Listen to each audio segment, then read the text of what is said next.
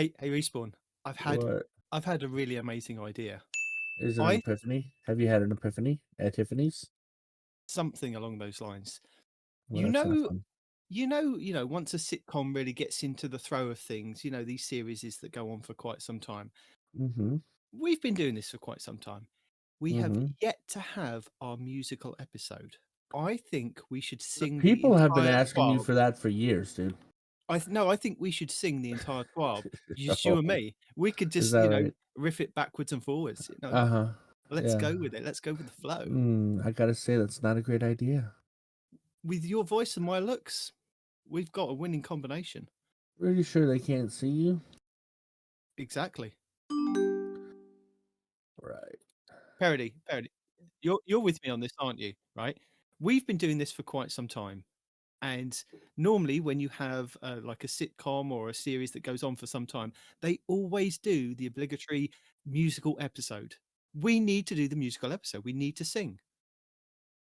I'm sorry, you're gonna have to roll this podcast back to about 6:30 a.m. PST. Everything that's happened so far, I have no knowledge of. Okay. No, that's just that's the whole thing. He's trying to convince us to sing an entire episode's 12. That's it. Well, that's the long and short of it. We've done pirate voices. Based on how the pirate voices went, I think that is a rousing vote for no. No, thank you. A voice of reason in a sea of chaos. I would accept an episode in rhyme. If we were to rhyme an episode, rewrite the twab and iambic pentameter or something and do it in a rhyming fashion, that would be fun. That would also involve, I can't read the words that are actually on the screen in the first place. I understand them when I read them to myself, but when I read them out loud, you're saying singing would be better. Maybe because they say that singing unlocks like certain different parts of your brain. So singing is better. Yeah. So would rhyming. Once you can rhyme, you can get the rhythm and then read the words, and it would all go great. It would be fine.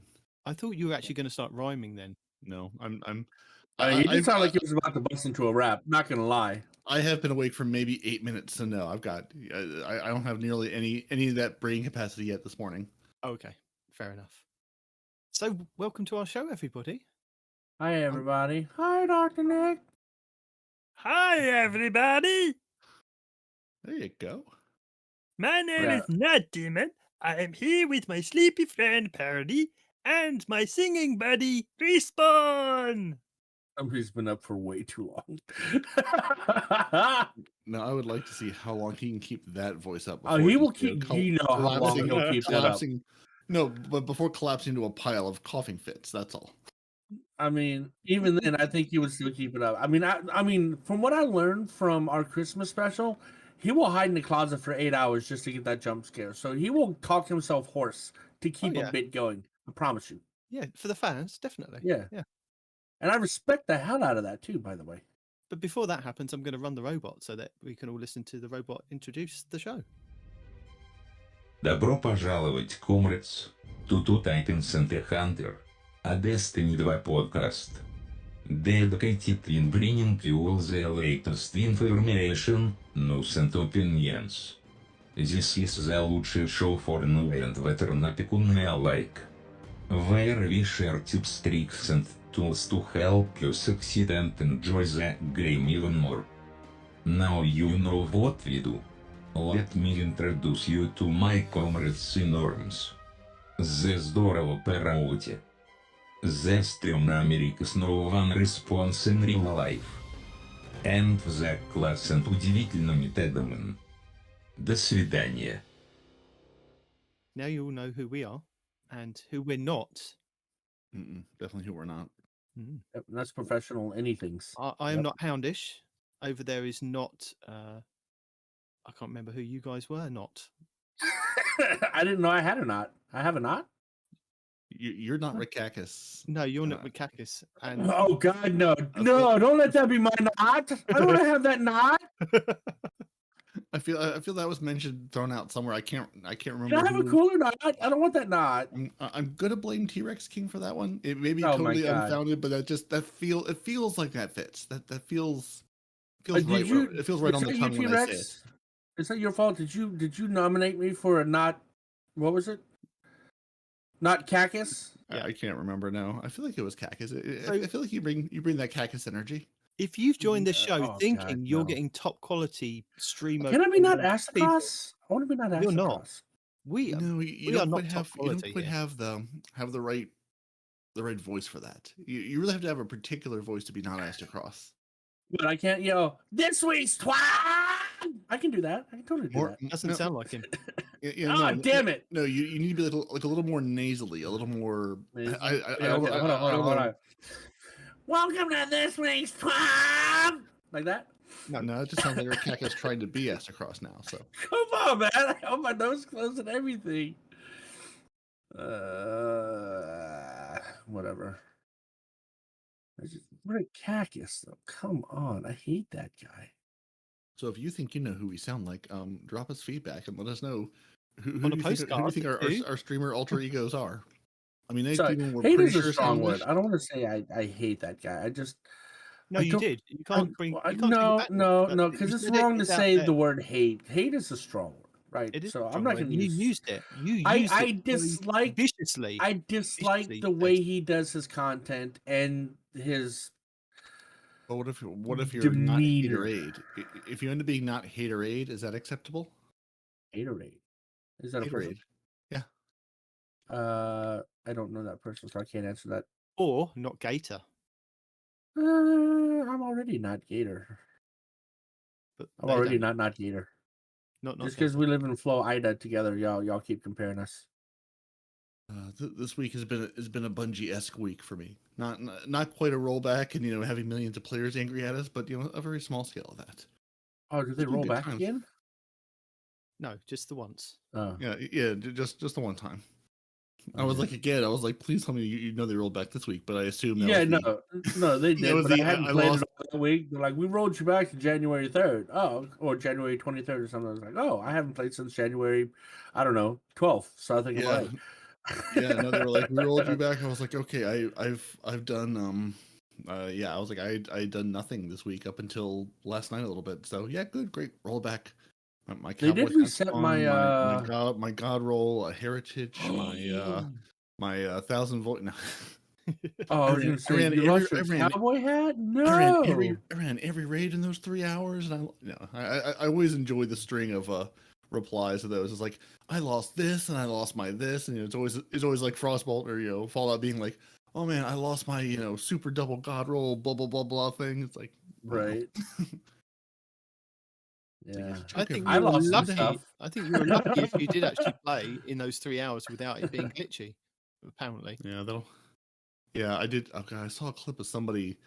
I think I can't tell if it was Deepstone. I think it was Deepstone Crypt. It wasn't the Lost Sector trying to kill the servitor that kept respawning on him over and over and over again. As the game was, like moments before they took it offline.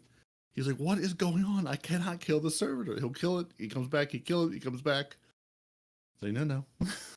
This is the servitor's house. You've entered it, and he's angry at you.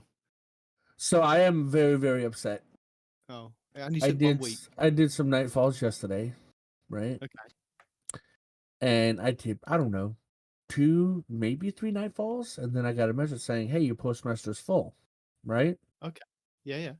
The postmaster sent me that message after it pushed out my golf balls and my shards. It tends to do that.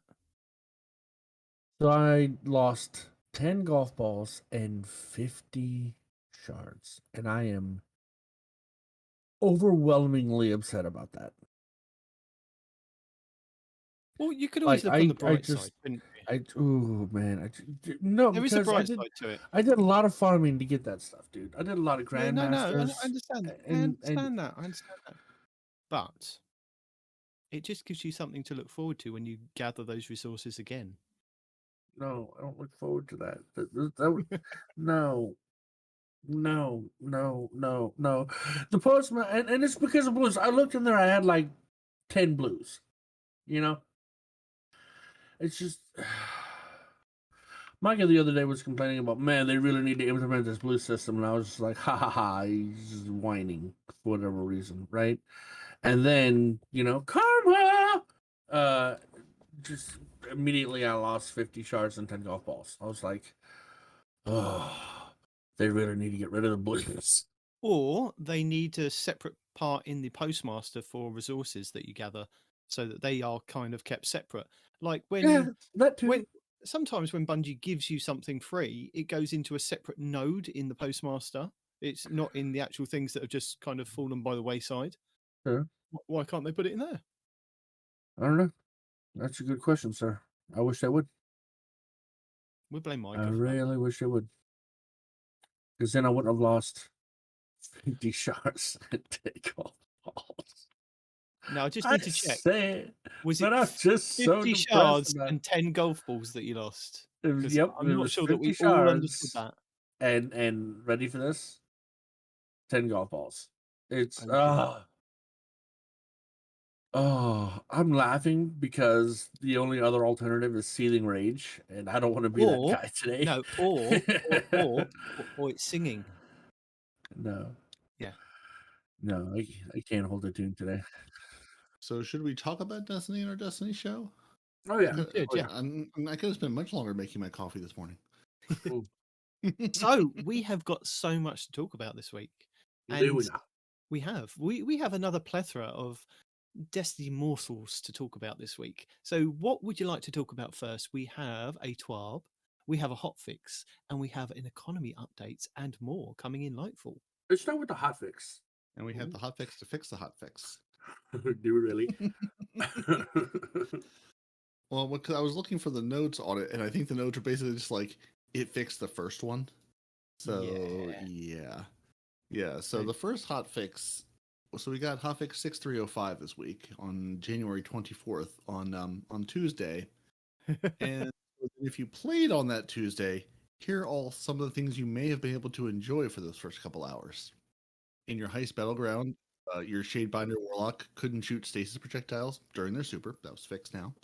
Your legendary difficulty is now going to grant you progression toward your various titles and challenges for the first 3 hours anyway. Your year 5 seasonal ritual activities will now count toward the progress on those same season pass exotic catalyst quests. The fixed an issue where the ritual season triumph progressed the heavy grenade launcher instead of a pulse rifle. So all good changes to Heist Battlegrounds. Rumble was restored as a game mode and removed from the weekly rotator. So it'll actually be there all the time, 100% of the time when you go to Crucible, not just waiting for the rotation. Except when they checked, it wasn't there. Is it there now? Because last time we checked, it wasn't there yet. So Yeah, let me check yes. real quick. After Yes. the hotfix got fixed. That was in the second hotfix that went out. Yep. Okay. Yeah. So and the they also first fixed hotfix that fixed it didn't fix it. They had to come up with a second hotfix to fix the hotfix that was not fixed. Oh, no, yeah, no, that was- they did the hotfix, and then they realized that they'd fixing was broken real the good. game completely, turned it off Mhm. for nearly 24 hours, did a rollback of everyone's characters, and then crossed their fingers and turned it all back on. Well, they and really did turn it off for 24 hours? I thought you guys were being facetious. I Oh, know they no. rolled it back, but I didn't know they No, turned no. it off for 24 hours. It was Yeah, about 24 no- hours. Yeah, What? Give no, or no, take it a was, couple it was of very hours. much like, it was very much like, Bungie had tweeted in the wee hours, like, hey, it's, we're basically targeting, like, I think they said like 4 or 5 a.m. PST, I Eastern think time or something. No, for, it was PST. Or right, yeah, sorry, yeah, PST, for it to come back online. Basically, we've worked all day and late into the night. We're not going to have the fix until the wee hours again, Yeah. Fair enough. and they're going to keep the game off until then versus trying to rush it on in the middle of the night and possibly having it topple back over or do other weird things. And props to Bungie for kind of staying up all night and fixing it, because that must have been one hell of an effort to one, fix the game. I know the hotfix was meant to have kind of Well, I mean, fixed the odd it's their little issue. product. You would think. That Yeah, they but would. I mean, they didn't have to stay up all night to try and Still- fix it. There's Still not a thing you want to do on a No. Thursday evening Yeah. yeah. Fair. or Tuesday, or I guess Tuesday evening. Tuesday Yeah, evening. Tuesday evening. And then having to put a lot of effort and time and probably resources into making sure they had copies of everything to roll back to. I mean, that must have, cost a lot of resources there. Yeah, at least the only good thing I'll say is at least they've rolled it back once in the past, so at least they could be like, well, we've done this before and it went okay. I've got Yeah. the experience. But that still has to be just a terrifying proposition of that's a lot of, especially with a hotfix just coming in and being like, we have to roll this back before this hotfix went into account. we have to account for not just what the hotfix fixed, but anything that it would have touched.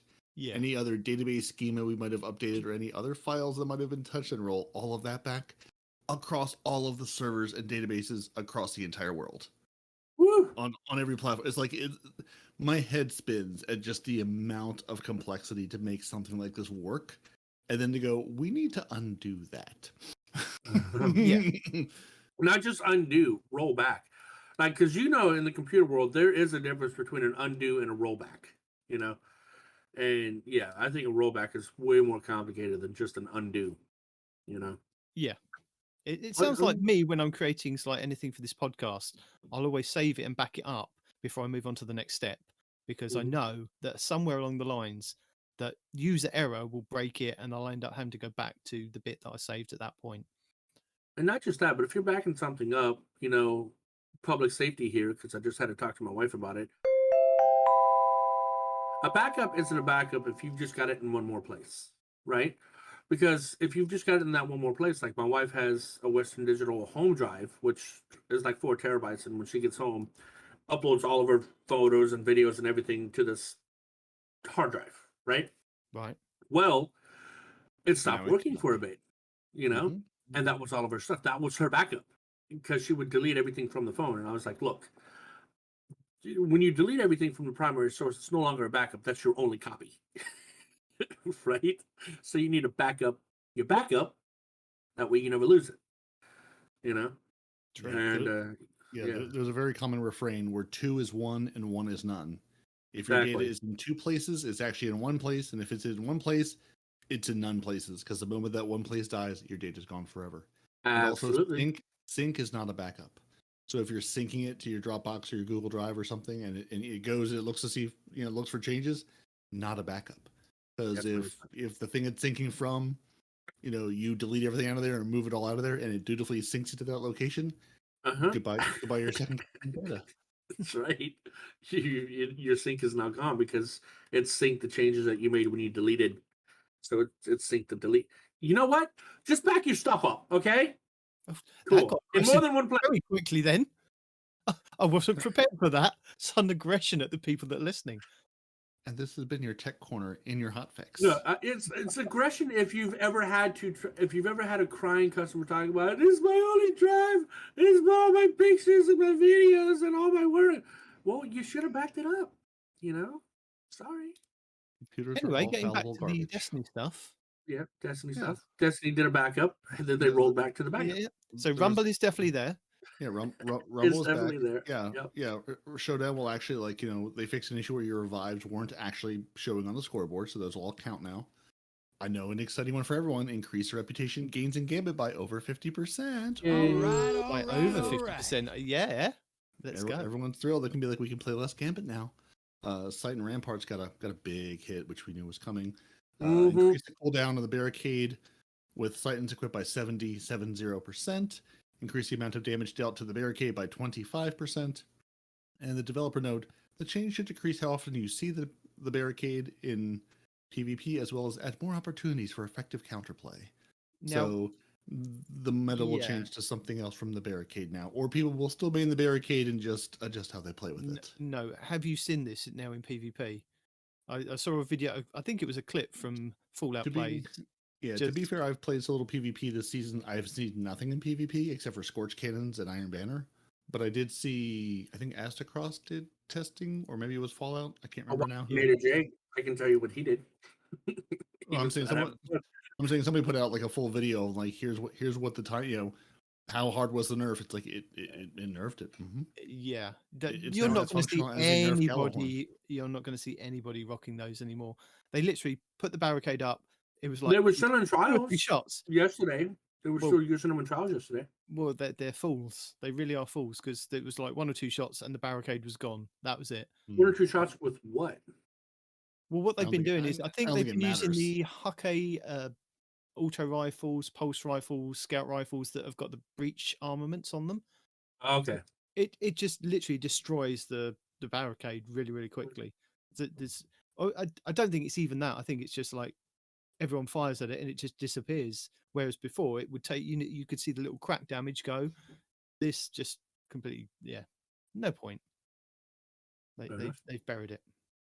What they've also buried is the Deepstone Crypt Raid Encounters reward to favor a weapon you have not previously had all the patterns fully unlocked on. Happy farming. Also, the I did Deepstone watch Crypt- an Astrocross video where they said that they did a bunch of them and they haven't noticed that change. They did 3 raids and got 2 red border drops. fancy. So Well, that does not sound like it's been fixed. maybe the commemoration machine gun properly allowing rapid hit and high impact reserves as crafting options, as well as feeding frenzy and under pressure, will make them happier because those were also changed in this patch. Let's see. This includes crafting support for both the enhanced weapons of all of these perks. They fixed an issue with the Tripwire Canary. Bow was not displaying the correct hit time stat in the UI. Don't know what it is, but it was wrong, so now it's different. And we told the nice people about all the changes to the submachine guns, the pulse rifles, and the sidearms, so we're not going to go over those again. But if you want to read a whole series of numbers, you can read those series of numbers in this hotfix. But we already read them what to we you. told you last week. Yeah, we did tell them last week, didn't we? Yeah. Yep, it's exactly the same. Ditto for all of the airborne effectiveness changes. That was Dead all messenger changes, the dead man's Mhm. tail changes. Because remember, I told you guys that it sounded like the last word hand cannon from Destiny 1, where they kept Mhm. bouncing from what it wanted to actually be. See, I'm They- helping you here, Respawn. Remember what I told you. Oh, what? Yeah. Fallout very dutifully made a video telling us all about a fun combination between the perfect float perk and the frenzy perk, causing it to activate prematurely. And then Bungie, within Fixed 24 hours, possibly the same day, fixed the thing where he made the video about. So that was good fun. So if you watch that video of Fallout going, I'm going to try that out, don't, because it's been fixed now and everyone's now very sad. They changed all the the increases, the base cooldown times of all the barricades in your thruster and your dodge. Again, all the things we talked about last week. If you're going, but what were those changes? You can read all about the number of seconds in this hotfix as well. It's in the show notes, I promise. Your rare blue engrams will no longer drop after reaching the soft cap. For the most part, your equivalent glimmer will be rewarded instead. That didn't go live. A, with this hotfix was rolling out later in the day, and B, they will still drop from quote some sources. So there are still some blues in the game. Some sources. I found lots of sources, and I only played Right? for a little bit. I found enough to get rid of 50 shards and 10 golf balls. Well, I did Operation Sarah Shield on legend difficulty, and literally everything I was picking up was blue. And I was like, Bungie, I found your blues. They're hiding over here. We just moved the blues to the end game. It's fine. It's fine. Yeah, right? The blues where you don't want them. Why would you need those? Well, don't worry. Your gunsmith has still got his reputation increase gained by 25% for the lack of rare engrams. And if they're not rare, then maybe it's just a bigger bump to the gunsmith. Maybe you can reset your gunsmith 3 more times now by picking up all the blues and getting the extra boost. See, possibly. it's a boost. It's all part of Rasputin's plan. It's just something. We talked about, again, if you have a previous season pass exotic weapon, now the current season exotic weapon catalyst boost will apply to that one. So if you have old ones you haven't finished the catalyst on, end of the season, perfect time to go grab it out of your vault and go work on those catalysts. Yeah. And they fixed some issues with Witch Queen quests, with relic data now tracking weapon shaping. So yeah, any of those that you had issues with reshaping the Enigma will now track the weapon shaping. So any issues that you had with shaping with Witch Queen weapons should now be fixed. I mean, I'm touching wood as I'm speaking, so touch wood. This all knock on wood.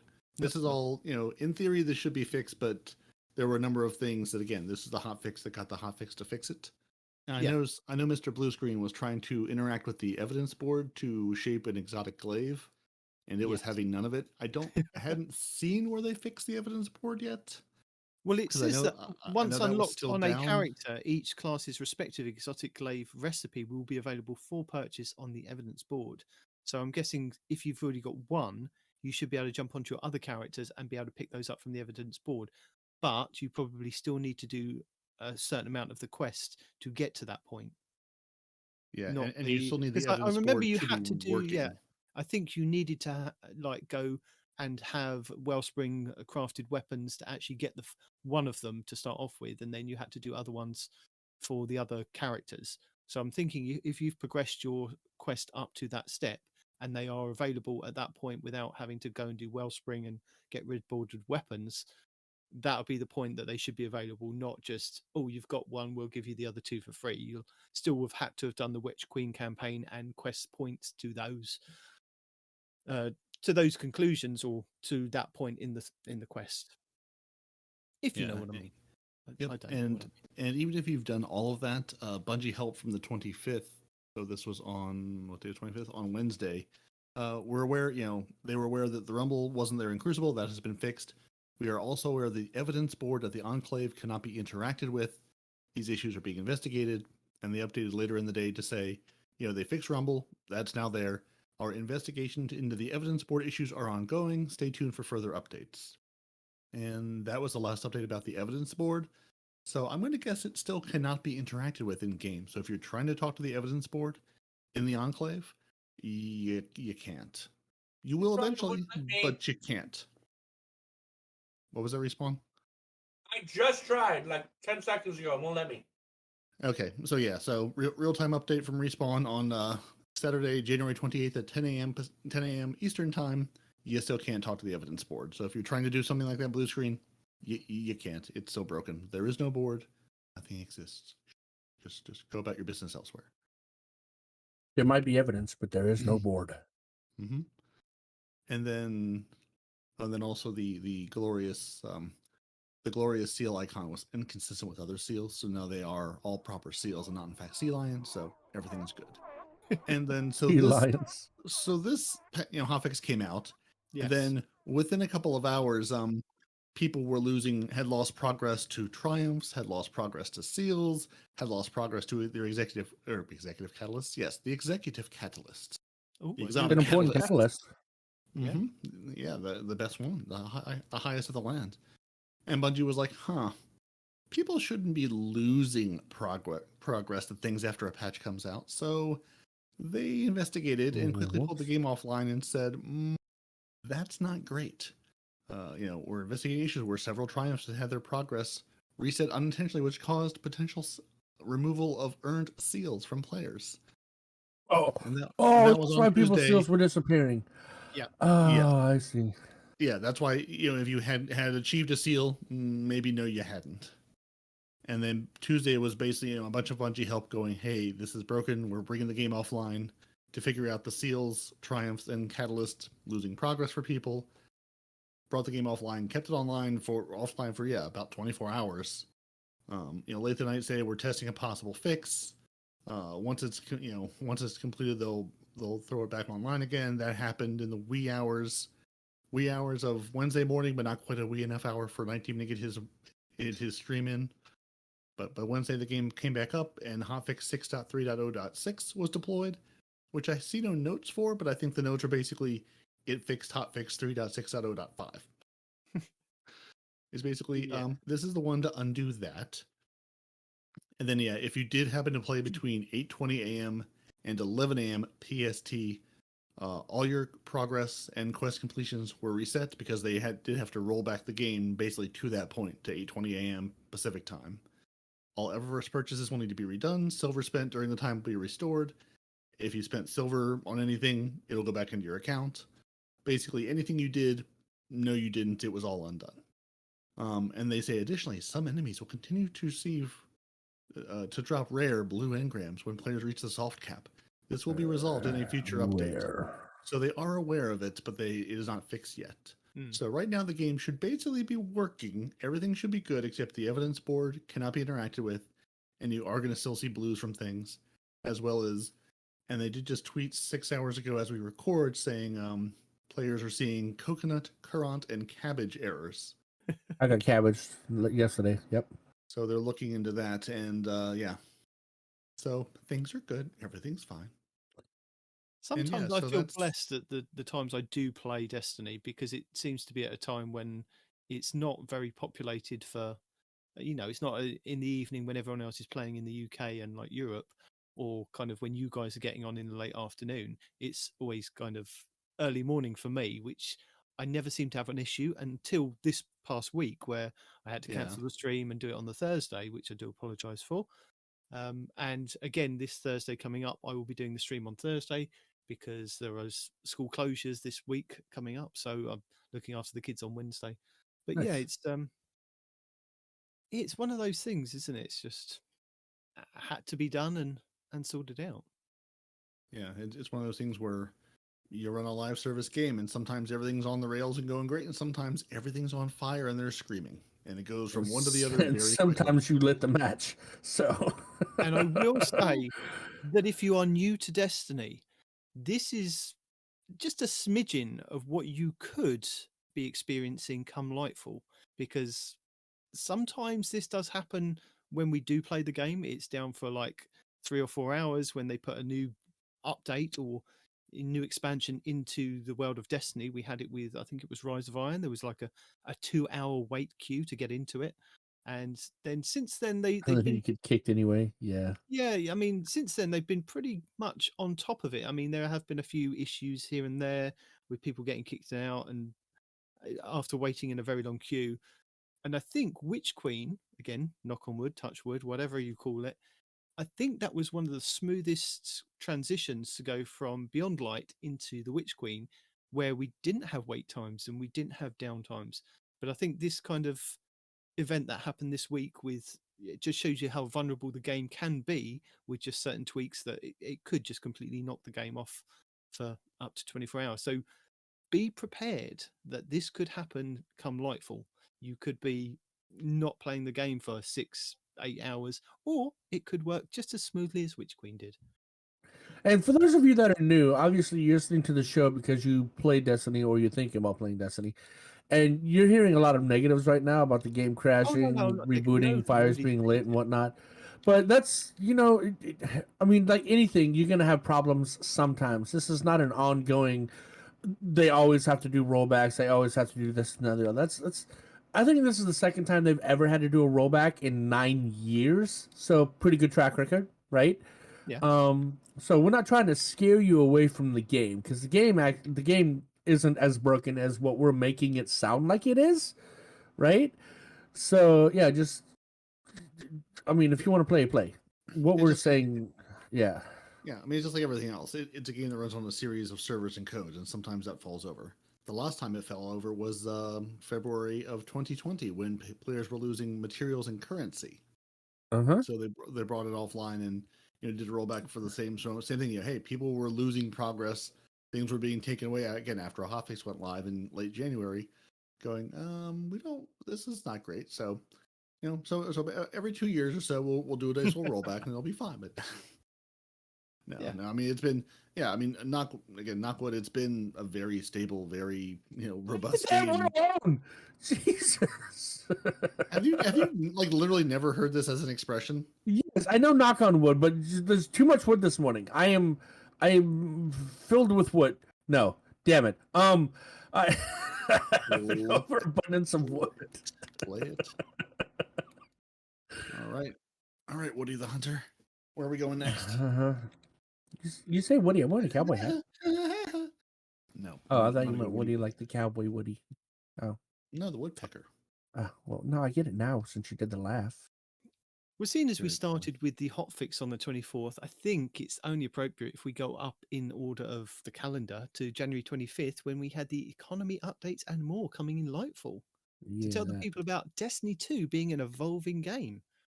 So, compared to the game at launch and how it is now, many of you might not believe that we're all talking about the same game.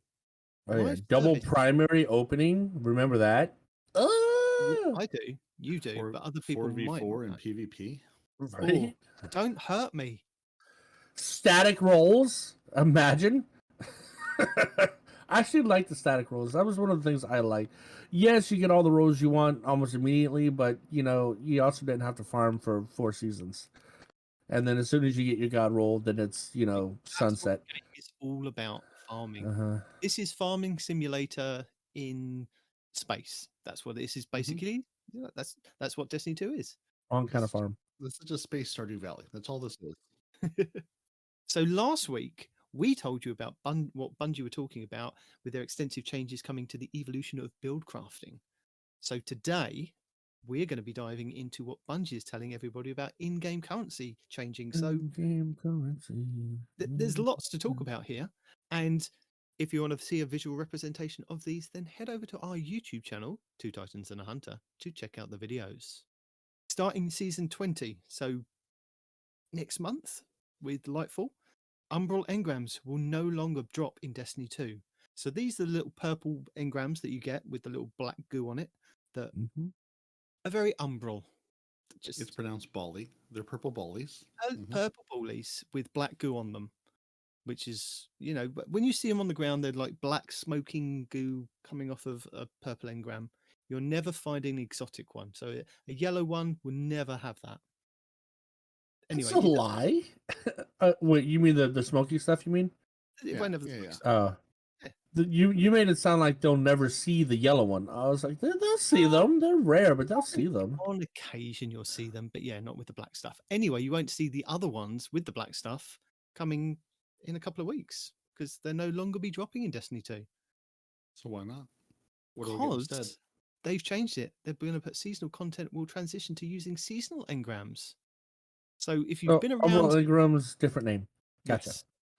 If you've been around for a long time, Bungie do this every now and then. They'll change what engrams that you can get. And we've had various different seasonal engrams before. I vaguely remember that they changed the names of the seasonal engrams as we went from season to season.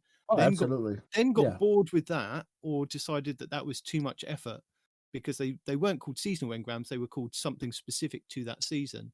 They then stuck with the Umbral engrams, which have been here, I'd say, nearly 3 years now, because I vaguely remember getting those when we were on the planet Io, because there was a planet called Io. I vaguely remember those being in some of the activities there. But yeah, we're going back to seasonal content in seasonal engrams. Any Umbral engrams that you still have in your inventory after Season 20 begins will be decryptable by Rahul in the tower. So that's good, isn't it? And Yeah. we spoke, we spoke about Ada 1 last week, sort of. So she's the little robot lady that lives down in the bottom, in the basement. Bottom half of the basement, across the hall from the Drifter. So if you transmat into the tower and you go down there to speak to the Drifter about Gambit stuff, like Peroty does, a little bit off down the hallway, there's Ada 1, who's a robot woman thing that had something to do with the Black Armory. They then repurposed her into getting our... some of the best weapons. Ugh. No, but what was she repurposed? It was for transmog. Yeah, the transmog to get your pretty armors to go over your other armors. Exactly. Which, by the way, right now is the first time, like right now, this moment is the first time I've ever had to grab one of those bounties. And I don't know what to do after I complete the bounty. Because I'm doing the bounty right now to get the materials because I'm finally out after however many seasons we've had transmog. And I don't know what to do with the material when I get it. So if you, like Respawn, don't know how to get your transmog materials finished, you go to the nice robot lady, you pick up the bounty. In this case, you are doing, I'm going to guess, Vanguard activities. So, there's Vanguard, Crucible, and Gambit ones, which is basically, I think, just go play a bunch of two random activities. They have two that are random destination. Yeah. There's random destinations and raid ones, or raid and dungeon ones. Raid, that's right, yeah. Yeah, so once you pick up the bounties from Ada 1, you'll go and, do the thing she wants you to do. In this case, play a bunch of Vanguard or whatever Respawn's doing right now. You will then return to her. And there's a big machine back in the corner behind her. You will walk to that machine and you will slap the things into that machine and it will transmog your material into a different material, which then you can then take to Ada 1 to then buy new transmog armor from. Oh, that's it? Rinse and repeat. That's it. So you turn in your bounty, you slam it in the machine then gives you the currency, it goes into your inventory. If you then, when you're on your character select screen, if you scroll down to where you can go to the customization part and select all your different armor pieces and have a look at those, that's along the top there in the top left-hand corner, will tell you the amount of currency you have for each class. I believe Hunter is blue. I think Titan is red. and Warlock is yellow. And then you can also have another currency, which is a grey one, which is a universal one that you can use on any character if you've run out of the other currencies. So you can look at the armor piece that you want to transmog, or as an ornament, basically, go to, say, your class item, sift through all the class items and see which ones are locked. If you like the look of it, because you can put it on just to see what it looks like. You can also add a shader just to see if it's worth the shader as well. You can then select that item and then unlock it. And you can only earn, I think it's 10 of those bounties per season. And you can only hold up to What? 15 of, Unlimited? you can only hold up to 15 of each currency for each character class. So if you're maxed out, you might as well just spend them and just do the bounties and just unlock as much as you can, basically. Because I think I've got to that stage on, I think, my Titan, where I'm just, as soon as I get a bounty done, I unlock several different other pieces that, you know, I might use for transmog at some point, and then, you know, turn in the rest of the bounties to get the currency, basically. We can buy what from Eververse? The transmog? The Yes, you can. the strands or whatever No, they're called? yeah, you can buy the synthweave. I think that's what it's Synthweave? called. Yeah. Synthweave from Eververse. So if you want to pay for it even more, you can use real world money and buy loads of synthweave. But it's in the game to do as bounties, so you might as well do it from Ada 1. I mean, I don't know what Anyway, every bounty's like, but this bounty is just long like... way round, because I didn't know we were going to explain about how the transmog bounties would work. Well, I'm glad you did, because I have no idea what to do with this when I'm done. Remember, So, we don't need new lights if appreciate we it. have a new respawn. Any further questions? I've never on the done it postcard? before! Respawn Anyway. Day 1 Vet Destiny 1 explaining how Destiny 2 works 7 years Right. So yeah, long way round. Ada 1 is down in the lower half of the tower, and she, at the moment, she sells the bounties for the transmog. She also sells various different, I think it's armor pieces and mods for, or she did sell mods until mods were kind of made universal, and now they're being taken away from her. So they've now got to give her something back so that it makes you want to go down and visit her every now and then. So Aww. if you haven't got these, she will be offering 3 shaders per week during season 20. Oh. Now, if you've been playing Destiny since day 1, Destiny 2 since day 1, then you will probably have done most of the content to get the shaders. But I will run through these shaders, and hopefully, and the YouTube video will show you what these look like at the same time. So, starting off, we have Baguzia Knight, the Satua tribe. Ooh. They give you Black Armory stuff. Oh, Yeah, yeah. nice.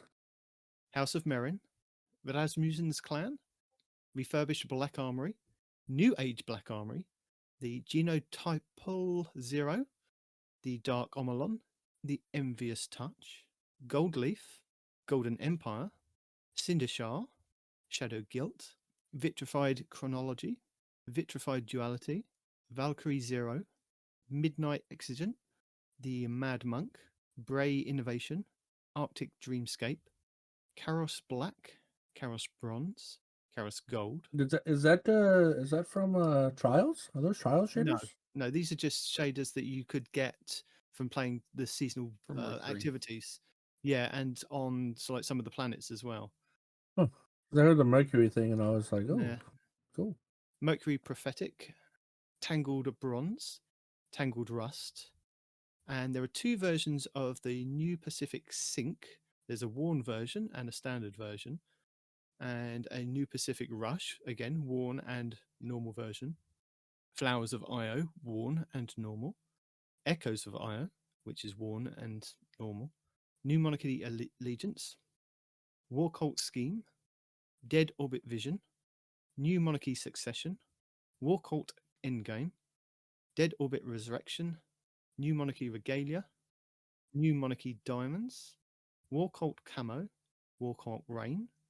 Dead Orbit Camo and Dead Orbit Fate. So I believe that is about 44 shaders that should be available.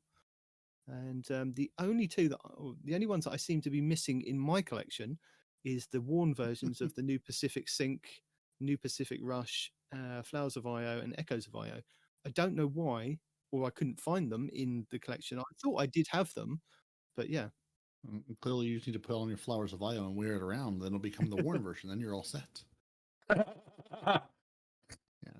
Yeah. So she'll. I assume it's a random selection of 3 of those each week. So instead of all the bots and things that'll tweet, hey, here's what she's selling this week to go pick it up now. It'll be like, hey, here's the 3 shaders. If you're missing one, go add it to your giant pile of shaders to sort through. Yeah, there's some really nice ones in there as well that once I put them on, I was testing them to put them in the video. They look really cool. I was like, I've missed some of these that that I haven't tried on. But yeah. Oh, there's a lot I haven't tried on. So Vanguard and Nightfall focusing. Starting in Season 20, Commander Zavala will offer the ability for players to focus Vanguard weapons and armor. And Vanguard will be the final of the core rituals to get the comprehensive engram focusing option. So much like we have with everybody else now in the tower, Zavala is getting an upgrade, bless him. So Vanguard engrams will be a virtual currency and will live exclusively on the rank progress bar on Commander Zavala. So if you go to Shaxx in the tower at this point in time, he has his little bar and it tells you how many engrams that you've got there, and they live there just forever. And the same with Drifter down the tower. We don't talk about Drifter that much. And Saint 14. Which is a shame. He's a really nice guy.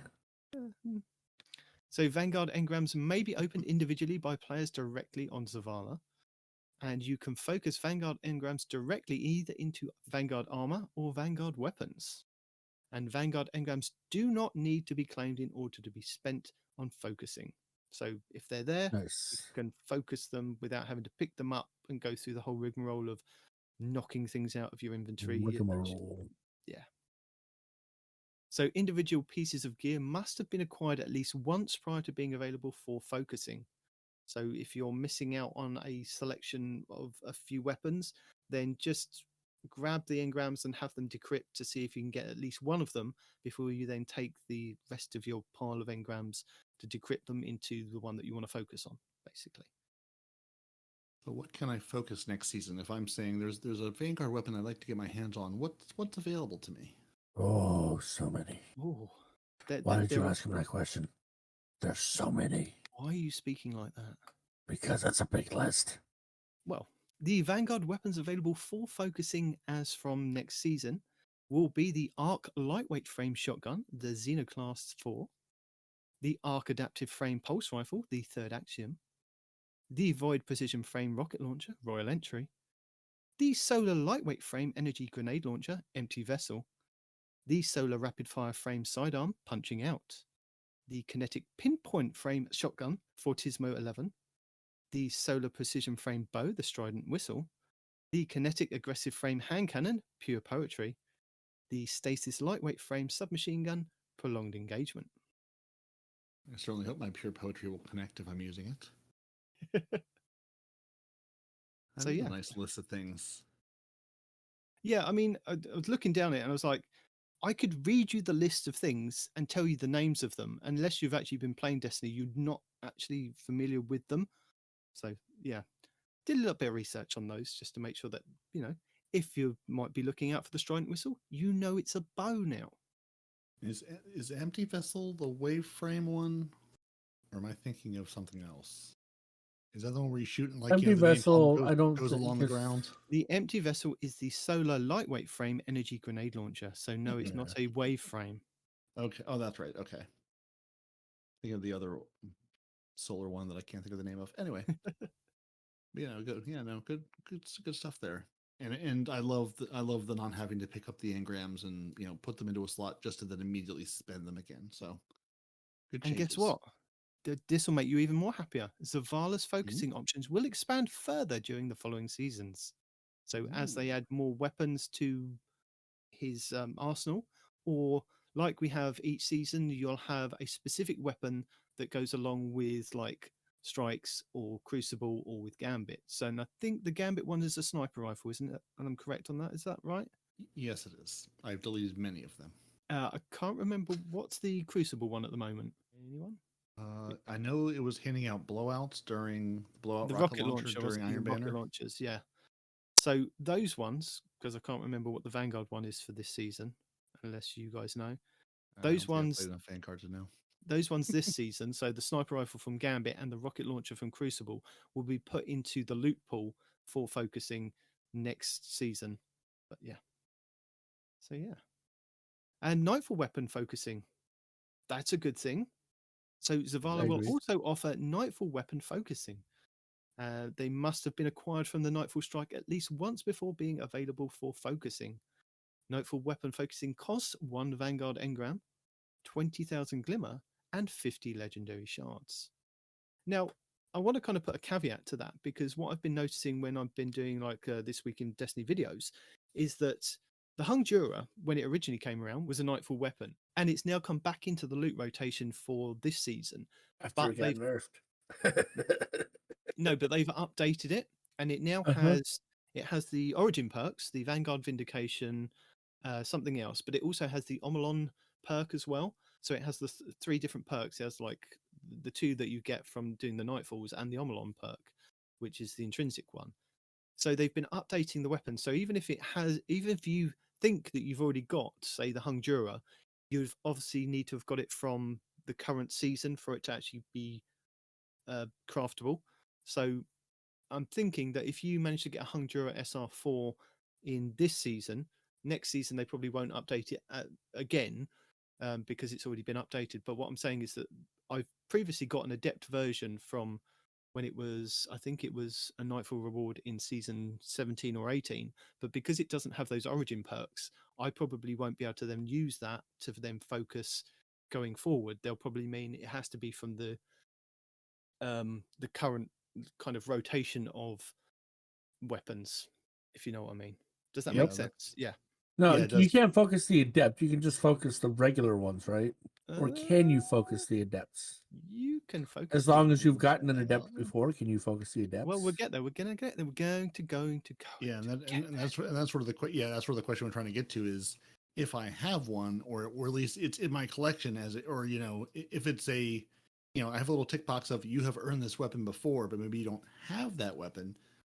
Can I still focus it, or do I need to have it recently? Do I need to have earned it like in the new go round? Like, do I need to have gotten the malicious birthright from this season, or can I have my old malicious birthright? I've got the same Hung Jury SR4 from many seasons ago of the Adept, the only Adept weapon I have. Can I use that one, or do I need a new version of that one? I honestly don't think it's going to be that version. I think it's going to be the one that you can only get from this season going forward because they've put the origin traits on there and they've put the playlist traits on there as well. It'll only be those versions that will be then focused. Because also what you've got to consider is that when they've brought weapons back and put them back into the rotation, like they do with Iron Banner and they do with Trials, those weapons, sometimes the perk sets get completely shuffled up. So you have like the Wristwalker came back with different perks from what it was available previously, or you had I can't remember which one it was. Was it Mindbender's Ambition, which is the recent one that's come back from being a Nightfall weapon. Now it's back into being, or was put into a Nightfall, but it's the perk set that it originally had when it was first in the game is no longer the full set that you can get. You can only get a selected amount of perks, which people are very upset about, aren't they? So it depends on the rhyme and reasoning of Bungie. Yeah, but it does come with what's that fire perk that's really, really good? Incandescent? Yes, it does come with incandescent, which is amazing. Yeah, I know. I mean, I know that they've added new perks to like what is selectable or going to be focusable in the future. But what I'm saying is that when they do change them, I think they'll say that you can't focus. If you had an older one, you won't be able to focus that one. It'll have to be from like the current iteration of that weapon. Yeah, but the game is basically like, no, this is the 2023 edition of this car. You can't use your 1999 edition of this car and get the same thing. It doesn't work that way. So, along with those costs, the Nightfall weapons available for focusing in Season 20 will be the Kinetic Lightweight Frame Grenade Launcher, Malicious Birthright, the Solar Aggressive Frame Shotgun, Mindbender's Ambition, the Arc Adaptive Frame Heavy Grenade Launcher, Wendigo GL3, the Kinetic Precision Frame Scout Rifle, Hung Jura SR4, and new for Season 20 being added is the Arc High Impact Frame Machine Gun, the Swarm, and the Kinetic Adaptive Frame Sidearm, Buzzard. Now, I do vaguely remember that the Swarm had come back previously, as a Nightfall weapon. Am I correct in that? That was a machine gun that was in the loot rotation? Yes. Yeah, come back. I don't remember when. I mean, I've got Yeah. one. I've got one in my vault, so it Well, was that's fairly what I was thinking, is fairly that recently. that you won't then be able to go, oh, well, I've already got one, but that was from like 3 seasons ago. Can I craft it? So you might be able to craft a basic version of it, but when it comes to, or maybe not, because again, where they're putting origin traits on it, you might not be able to. But I'm thinking that they'll stick to that you won't be able to. Yeah, I'm gonna have to see. Yeah, I know the wish list notes on this one in dim is from season 16, so Yeah. I'm gonna assume it was available in season 16 when I got this thing. So Nightfalls will also drop a Nightfall Adepts ciphers. So when completing Grandmaster Nightfalls, in addition to the previously existing rewards, players will also acquire Adept Nightfall ciphers. The number of ciphers that a player can earn depends on whether the players qualify for platinum, gold, or silver rewards at the end of the Nightfall. So the number of ciphers awarded per GM completion score is platinum, you get 2, gold, you get 1, and silver, you get 0. And how does one get your score higher? At least assuming they don't change this around in Lightfall. But if I run Kill into a Nightfall, champions. Yeah. all right, so I want to kill more. I want to kill. If I kill all the champions, is that all I have to do to get my platinum? No, that's what you. Okay, so right now, currently, all you have to do is kill every champion to get platinum. When this comes out, I think they're also going to incorporate the timer into it as well. I don't know how much of a role the timer is going to play, but I know you have to kill every champion at a minimum. Yeah. Yeah, it's So at take the your moment, it's time, every kill all the champion. champions, Yeah. get your things to drop. Cool. So for a deeper breakdown, Nightfall weapons is 1 Vanguard engram, 20,000 glimmer, 25 legendary shards, and 0 adept Nightfall ciphers. That's just for a normal one. So, but if you want an adept Nightfall weapon respawn, Oh, you are gonna need 3 Vanguard engrams, okay. 50,000 glimmer, Oh. 50 legendary shards, and 10 adept Nightfall ciphers. So you're going to have to run I'm your happy I can use my GMs. Vanguard engrams for something. Yeah. This isn't crafting. This is focusing. Focusing, yeah. So this isn't you are going to be guaranteed what role you No, want. this is still an RNG role. Yeah. This is still going to be RNG. So yes, you could re-roll, or yes, you can roll for an adept version, but it still might be the worst version of that weapon, and you've wasted all those materials. I'll say you haven't really wasted. You've used those materials. Kind of sounds like you're wasting, honestly. You know, you could get the god roll. You could get the best roll possible, but you don't know until you try. Right. This is still walking up to the slot machine, putting your materials in, pulling the lever, and going, "Give me something good." I hope. Change. I mean, basically, yeah. I mean, this is the same system Drifters had for 2 seasons now. Shax has this season. Say 14 has had. You say, "I have engrams, I have materials." At least I can at least say, "Hey, I want to go for my swarm machine gun. Let me get swarms until I find one that I like." Or, "Hey, I really want that hung jury. Let me do this until I get that." So, at least it gives you a way to farm for additional ones versus running the Nightfall over and over and over again and just hoping one drops at all, and then it drops with something you want on it. Well, with the Nightfall, the Nightfall is its own little ball of wax, Yeah. right? Because especially this past one, dude, we were getting so many. I was getting 4 adept weapon drops at a time Do you know why? because it was double. Yes, I It was know. double week. Well, there you go Yes, then.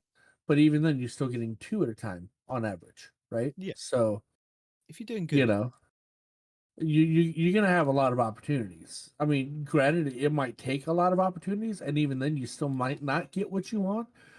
But it's not a bad ratio, No. You 2 to drop. Well, that's for GMs though. Ooh, I was talking about GMs. I don't know what the drop rate is for. It's going to be lower for all the other ones, so isn't it? Yeah. Yeah. Mhm. But I think this is Yeah. quite good. I mean, as long as you can play a GM and they've lowered the level for people to get into the GM, so hopefully they'll make sure that they'll change that slightly in the next season to be a little bit more kind of contest mode rather than kind of you still need to get to this point. Contest mode being that whatever you go in as, it caps you, and whatever the enemies are, like 25, 35 light above you, regardless of what light you go into it. If Right. they still do something like that, then hopefully a lot more people will be able to go in and play and get these adept versions to then be able to go and play even more to see if they can re-roll for them. Because the reason why the adept versions of these weapons are good is because they give you extra perks. You can also put adept mods into these weapons as well. So for things like the Swarm, the Hung Jura, even the Wendigo, are really good. Malicious Birthright, I suppose, as well. Because if you Oh, I can get really like that one. Oh, the god roll for that is so nice. if you can get an adept big ones mod to put into these weapons, that would then help you even more in raids and dungeons and doing more nightfalls, then it's kind of a winning kind of circle that you kind of get into. But again, you still need to go and play the GMs to get the adept mods to drop. And if it's a double nightfall loot drop that week, which they tend to come up at least twice every season, then you've got more of a chance to kind of get more and more of those mods. So these aren't the mods that you kind of get given free of charge now, that that are just unlocked for everybody. You have to still go and get your raid ones, or you still have to go and get your nightfall ones, you still have to get your trials ones.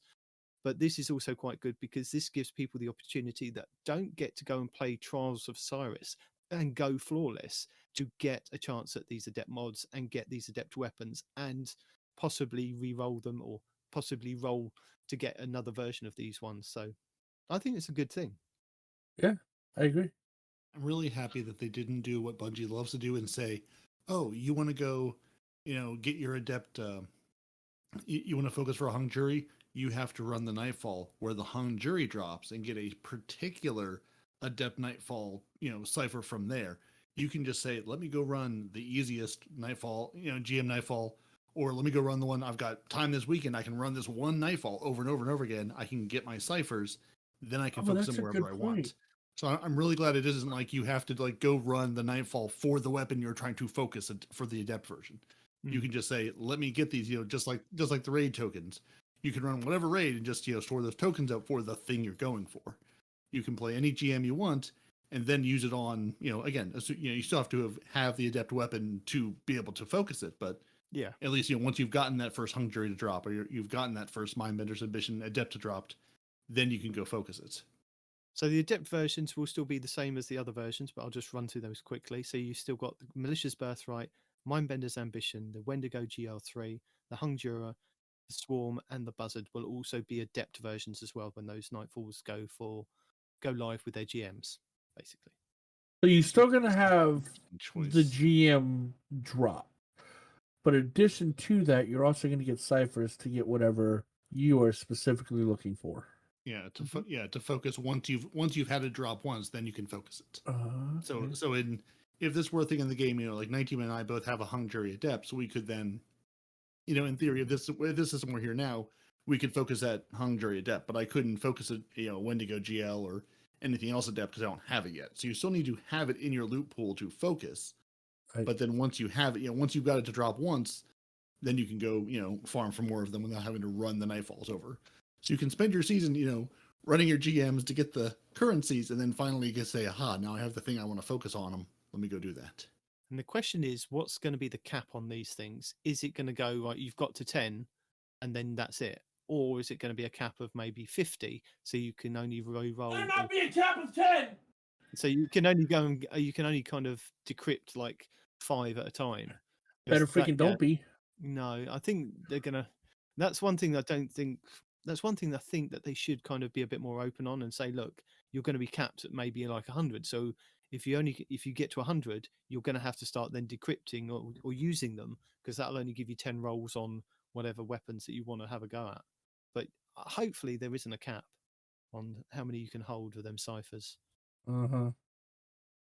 Hopefully. It's just something else to shove into your character, into your vault. One more material to keep track of. And I know we were talking about it with Ada, and it was, I suppose now looking at it, it's quite cool that we actually did talk about that with your transmog and getting ornaments for your armor. Because if you, like me, have missed out on some of these armor sets that have been available for Crucible, then fear not, because Vanguard and Nightfall focusing isn't the only big update No. Crucible armor sets will be available for legacy focusing.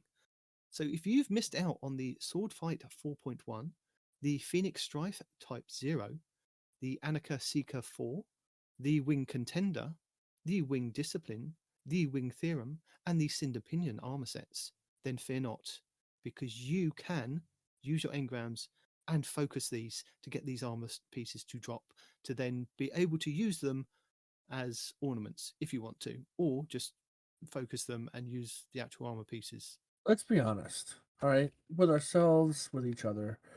You're not using any other armor besides. I'm sorry. Regarding PvP, you're not going to be wearing any armor outside of Iron Banner. I mean, who really is going to choose? Really worried what you were going to say then, because literally that's all I have is anything that has Iron Banner, but it has to be the new sets that have the Iron Wolf on there to say that I get bonus progress for, or get the a chance. More pieces I wear to get the enhancement prisms. Really? I don't know. I've been running around with the mech armor and the Oh flower no, child shader. yeah, I'll and transmog it into something else, makes but it me giggle. is the base Yeah, but armor. the is mech Iron armor is Banner. not PvP armor. I'm talking about PvP specific armor that you get from PvP activities. The only one anyone cares about is Iron Banner. I've never seen anyone aside from Micah, who looks like a crayon eating whatever, running around in original. I Crucible cannot stuff. tell you. I couldn't tell you what armor I'm actually wearing. It's the armor that gets me to 3 100s. I don't know where it comes from, but I can tell you what it looks like. If I could get the Artifice armor, I would probably wear that in everyday life because it gives you Sure. that extra mod slot. But I Sure. haven't been able to kind of do the master dungeons to get those armor pieces, or even try and get those armor pieces. So if I could, I would do those to get those as normal wearing pieces of armor. Just maybe come for to PvE. America. That way you're in our time zone, and we I can know. do a lot I of think it this. would make it a lot easier if I was in It your would time make it zone. so much better. It would. How can I get this lovely Crucible armor? Yes. Well, if you You don't focus have it. if you don't have any of this armor, if you've never gotten your Cinder Pinion set to drop, you're going to need 3 Crucible engrams, Yeah. 50 legendary shards, and 10,000 glimmer. Now, if you have gotten these to drop, that drops to a single Crucible engram down from 3, and half the number of legendary shards to 25, and half of the glimmer. Wait. So hold on. Did you say wait? If you haven't gotten them to drop, is that what you said to start with? If you have Yeah, not correct. gotten them, Yes. So if you have can never, focus something you don't have. Yes. for the armor pieces. For the Crucible armor pieces, yes. You can focus those Crucible armor pieces Nitedemon just read to us if you have never gotten them to drop by basically throwing 3 Crucible engrams, a bunch of legendary shards, and glimmer at it. So yes, you Really? can unlock these if you have never gotten them to drop, which is kind of Okay, nice versus is that putting going them to in the carry over game. to Iron Banner? Is that going to be an Iron Banner thing too? Yeah, well, Maybe we'll see. get there. We'll have to get there. in a second. You're Oh. jumping down the list. I'm getting a little excited No, but I want to tell you about about. PvP, which is weird.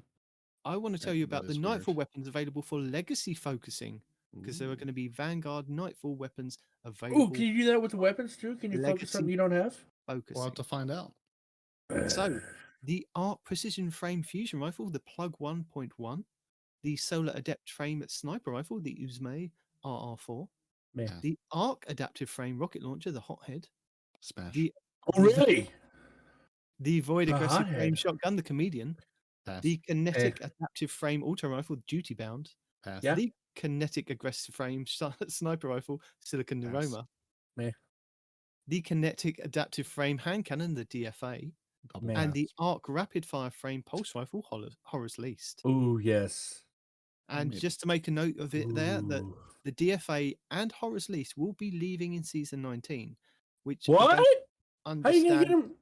I don't understand how come they're in the legacy focusing. Maybe it's one of those things if you've It's got it. legacy. Maybe if it's going away, wouldn't that make it legacy? Nobody's going to miss the DFA. Let's be honest here. No, but the No, horror's actually, no. least. I take it back.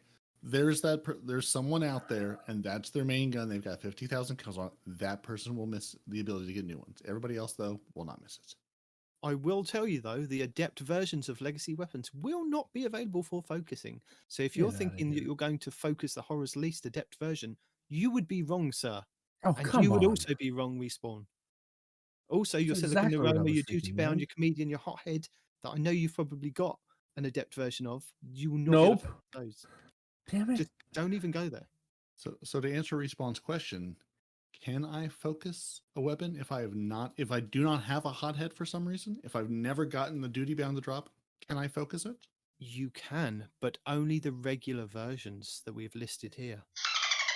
If a player has not acquired the weapon previously, it will cost you 7 Vanguard engrams, 100 legendary shards, 10,000 glimmer, and that's it. It will Oh, give that's you That's Horlicks. that's not a Yes. terrible cost other than the Vanguard engrams. If a player has acquired the weapon previously and you want to just get a different roll of it, will cost you 3 engrams, 25 legendary shards, and 25,000 glimmer. But you can't get them as adept. That No. my dude. Come Wizards on. Legacy had to be their win. Yeah. And also, if you have missed I out was on there. I just couldn't get the freaking things to drop. Well, had to be there and, Jokes. and be lucky at the time. Yes, that's why.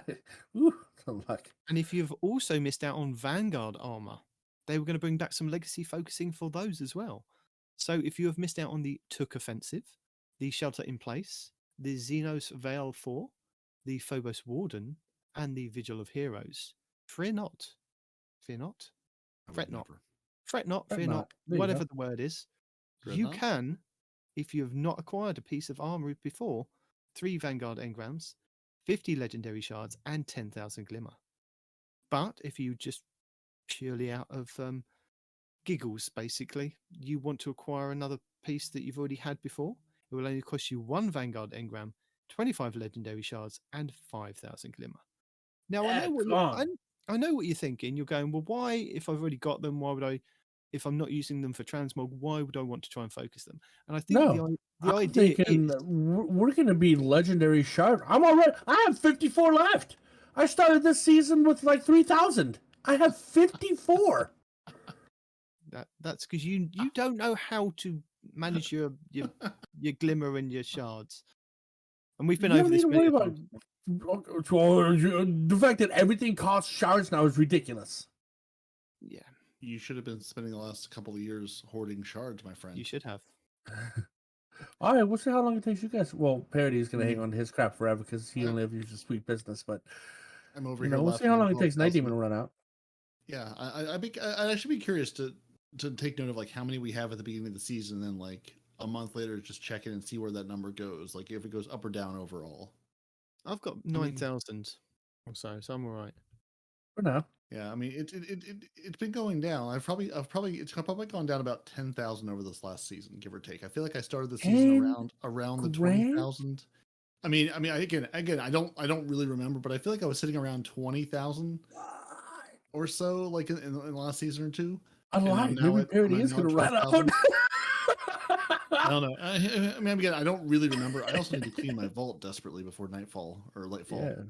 Before all the falls, really. But Yeah, but the question I was asking is, why would you want, if you've already got some of these armor pieces, why would you want to acquire another piece of armor that you've already had before? And I think the only reason for that is that the possible chance Re-roll it. of getting a high stat armor roll in the stat that you want. Obviously. yeah, and that's what I'm curious. Yeah, because I don't see high stat listed here anywhere. So I'm guessing at least like when you put the ghost focusing mod on and say I want a higher resilience, I'm going to assume that will work and say at least I can get sort of focus the stat I want. But is it going to be a good number overall? We'll see. I think at random times, like when I've been playing Crucible, I've been playing Vanguard Strikes, I have had like high armor stat ones drop, like 1 in a billion chance, and I've gone, it's not in the kind of spacing that I want, so I've kind of deleted it. But they do kind of crop up every now and then, and I know with Iron Banner that you get more of a chance at those to be high stat armor rolls. But again, 9 times out of 10, those are in like just the high 50s, maybe low 60s. On average, I very rarely see like a really good stat distribution and high stat armor rolls. But yeah, well, distribution you take care of on your own, but the high stats. No, I rolled the dice. I don't have anything on my ghost to say, go with Well, it. then you're a dummy. I'm not. I'm not a dummy. You put one thing on your ghost to help you get good stats in the area that you want them, and you don't do that. Nope. I let the dice roll, and I take whatever I'm given, baby. Uh-huh. He has no room in his vault to hold any of this armor anyway, just like I'm about to have no room in my vault either. So he's like, I don't want good armor. I want garbage armor. I can just delete for the materials. And speaking of garbage armor, Gambit armor. If you have missed out on Calamity Rig or the Ancient Apocalypse armor from that, you can legacy focus those. But that will only cost you 3 Gambit engrams, 50 legendary shards, and 10,000 glimmer because they know nobody wants them. I want my glowing snake armor back, man. You can transmog that. Just use that to transmog the armor that you've already got. Search it, you'll be able to transmog it. But if you have already acquired a piece of armor, no, because they give you the medium version. You don't get the glowy one. Yeah, you don't get the tier 3. That if you have the tier 3, you can't transmog it. You can only transmog the tier 1 or 2 or whatever the hell the non-glowy snakes were. Well, anyway. But if you have acquired a piece of armor previously, it's 1 Gambit engram, 25 legendary shards, and 5,000 glimmer. I appreciate them doing these all at the same time, so all of the costs are the same across all 3 vendors. So it's not like, oh, this is 25 shards over here and 100 shards over there for the same thing. It's nice to have, the nice little level set of, hey, it's a new expansion, a new thing. We can make all these numbers the same versus, hey, remember 2 seasons ago when this changed? Yeah, that change hasn't come here yet. Yeah. At least it's all across the board. It's all the same. So, Iron Banner. Yay! If you, like me, want to focus some legacy weapons, you will have the chance to focus the Solar High Impact Frame Machine Gun, Archon's Thunder, the Kinetic Lightweight Frame Shotgun, the Wristwalker, the Arc Aggressive Frame Sniper, the Occluded Finality, the Solar Adept Frame Pulse Rifle, Forged Pledge, the Stasis Adaptive Frame Sidearm, Peace Bond, or the Solar Precision Frame Hand Cannon, Frontier's Cry. Also, if you have missed out on some of the legacy armor sets, you will also be able to focus the Iron Forerunner set, the Iron Will, the Iron Triage, the Iron Fellowship, and Iron Remembrance. So I know you guys are just as excited as me to kind of fill out your Iron Banner stuff that you probably already got. I can't remember which one's is it the Iron Triage, Trago, whatever it is. That one, is that the one, the seashells that glows and has the fire on the chest? I want to say that one. I think that's one where you have the horns as a Titan at least. I can't remember. That's what I've been. Or I'm sorry, no, that's the samurai looking one. Oh, okay. The seashells, I want to say, is Fellowship. But really, more importantly, which version of the armor is it going to be? Because I realize I have like 2 separate Iron True Edge sets. One the horns are like gold, and one of them they're like silver or bronze or something. It's like just like color variations, but there's 2 separate sets I can unlock and transmog. And I'm like, why? Is this a thing? Like they're both called Iron Truage. It's not like Iron Truage this or that. It's like it's the same thing. Very confusing. Sorry, I believe it's the Iron Forerunner is the seashells. I think. I could be wrong. Oh no, I was okay. So what? The Iron Truage armor is both the samurai set with the wolves on the shoulders and the big Titan horns, and the seashell armor, also Iron Truage. Okay. I don't know. And I'm looking at blueberries.gg. They have a list of all the armor sets, and they have a third Iron Truage that has the boomerang on the head. So all bets are off. I know what you mean now. Yeah. So if you want to focus some gear, and you don't if you haven't already acquired it, then it will cost you 7 Iron Engrams, 100 Legendary Shards, and 10,000 Glimmer. But if you have previously acquired it, it will cost you 3 Iron Engrams, 25 Legendary Shards, and 25,000 Glimmer. But I know that you guys will not be doing that because you'll just be playing Iron Banner and collecting whatever you get, just like I do. So I can be the Seashell King. Yeah, you can be the Seashell King. You could be the Seashell King of Trials of Osiris, because Trials is also another place that you can get legacy focusing. The Void Precision Frame Submachine Gun, the Shariah's Wrath. The Stasis Precision Frame Linear Fusion Rifle, Reed's Regret. The Void Rapid Fire Frame Scout Rifle, Aisha's Embrace. The Kinetic Adaptive Frame Fusion Rifle, Burden of Guilt. The Arc Aggressive Frame Sidearm, Forgiveness. The Kinetic Aggressive Frame Shotgun, Astral Horizon. Or the Immortal Submachine Gun, which we don't know anything about, apparently, because that is something that isn't in the database. And I've had a look. Can't find it. It's being added, but we don't know anything about it yet. Yes.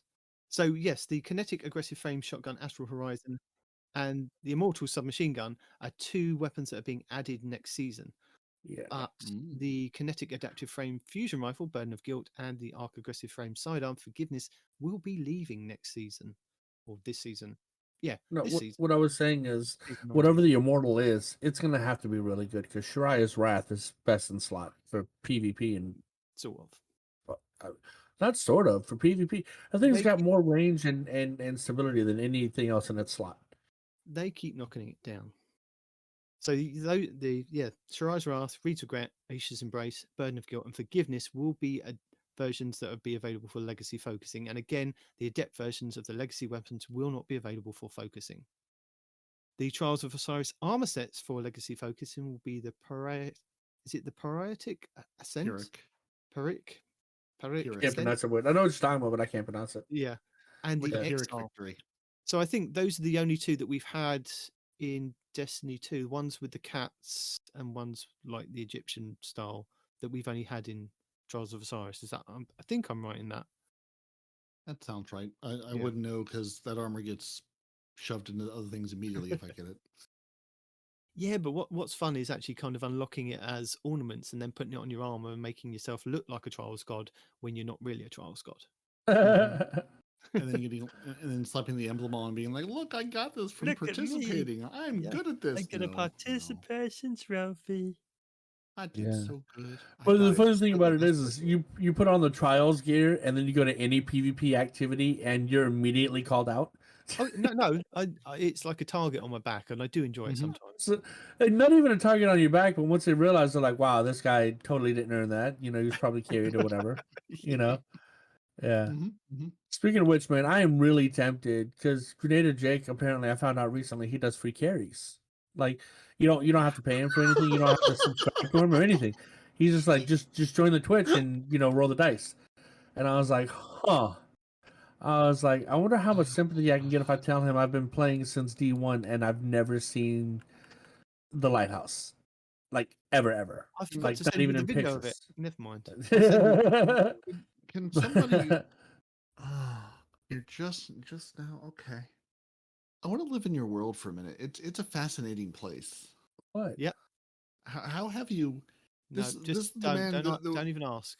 Yeah, no, I know No. better. I know better. It's on No, Friday. no, I can't what ask my question? What questions question? anymore. No, it's not. It's No. all right. Look over there, No. Respawn. I Look want another question. over there. There's How something are over in the you- corner. Look over I mean, there. the question is, how are you just now finding about Grenadier Jake? No, I know about him. I just didn't know he did runs. Like I've watched his PvP stuff, right? Well, then Because how? What are you watching then? This man has I'm just streamed. watching him play trials. I didn't know he did carries. Like This he man does. Like has done trials carry since like the beginning of time itself. He was I doing it didn't like know. in Like, 2012 the before stuff that Destiny pops up on my existed. stream is his copycat cards and his trials runs using like weird loadouts. I haven't seen him like run people until recently when he's like, "Oh yeah, no, I do runs. You just got to come into the Twitch." I'm like, "Really? Yeah, Wow. This is the first I've heard, sir." I mean, a lot of people do that. Mhm. You just you have to be one of his 50,000 closest friends to have a chance at it, or at least 2,500 at this current point in time. No, that's what I'm saying. He says all you have to do is join the Twitch. Right. Yeah, That's that's all you what have I'm to do. saying. He pulls people from there. Right, that's what I'm saying. And you have a 1 in 2,512 chance at this point in order to get that. But I've never seen the Lighthouse, so that's got to give me some kind of a heads up, right? No, it really doesn't. He literally uses a random number generator. Oh, does and he? Says, yeah, it's It's not going to be in my favor. Never mind. yeah, no. I mean, how he and many other people do is you join the thing. He'll say, type in, exclamation point raffle or whatever. It'll put you into, put you into a little list. He'll hit the random number thing and say, everybody who hit the raffle thing give me a person out of it. So it's again, you walk up to the slot machine, you've got a chance just as good as anybody else. I mean, sometimes people will do like subscriber only ones, or maybe your numbers will be a little bit better, but that's the only time I've ever seen the Lighthouse. I won a raffle at like 6 a.m. one morning when I was watching Disclosure with a Y stream, and I used my free Prime sub, which gave me a little bit better chance. So it was like only one of a couple hundred people or something. Nice. And I was like, I can get carried way back in the days of D1. Yeah, no, there is no Lighthouse in D2. It doesn't exist.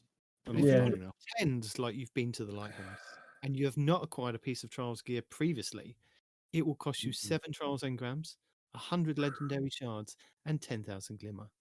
And if you're one of the godly players, or just a player that has just randomly got a piece of Trials of Osiris gear previously, it will only cost you 3 Trials engrams, 25 legendary shards, and 2,500 glimmer. So, items like shaders, emblems, ghost projections, and other cosmetics that players could previously earn in-game will be added to the match rewards. This means that players who missed out on cosmetic rewards in the past have a chance at receiving rewards like the Carminica shader or the Red Jet projection at the end of a match. Details for legacy match rewards for Trials of Osiris will come down the road. And this seems like a good point to drop in this nice little tweet from Destiny 2 team.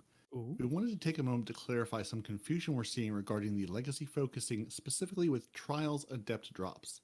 Any weapon or armor piece not in legendary focusing will still need to require the player to have unlocked that item through gameplay before it can be focused.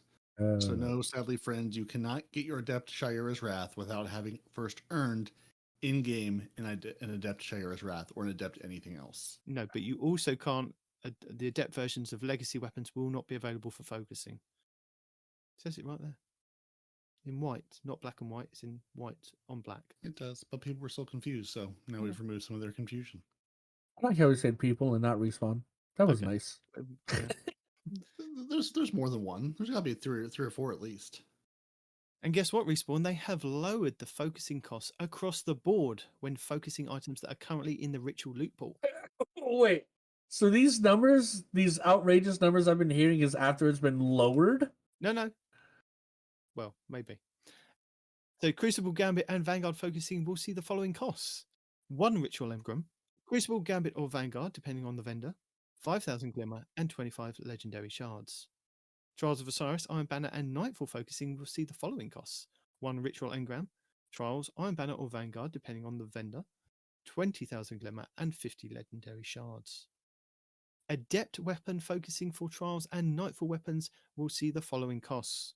1 Ritual Engram, Trials or Vanguard, depending on the vendor, 50,000 Glimmer, 50 Legendary Shards, 7 Win Trials tickets, and 10 Adept Nightfall Ciphers. So you still have to do the 7 Wins Trials ticket to focus a Trials of Osiris. I didn't hear you say flawless, though.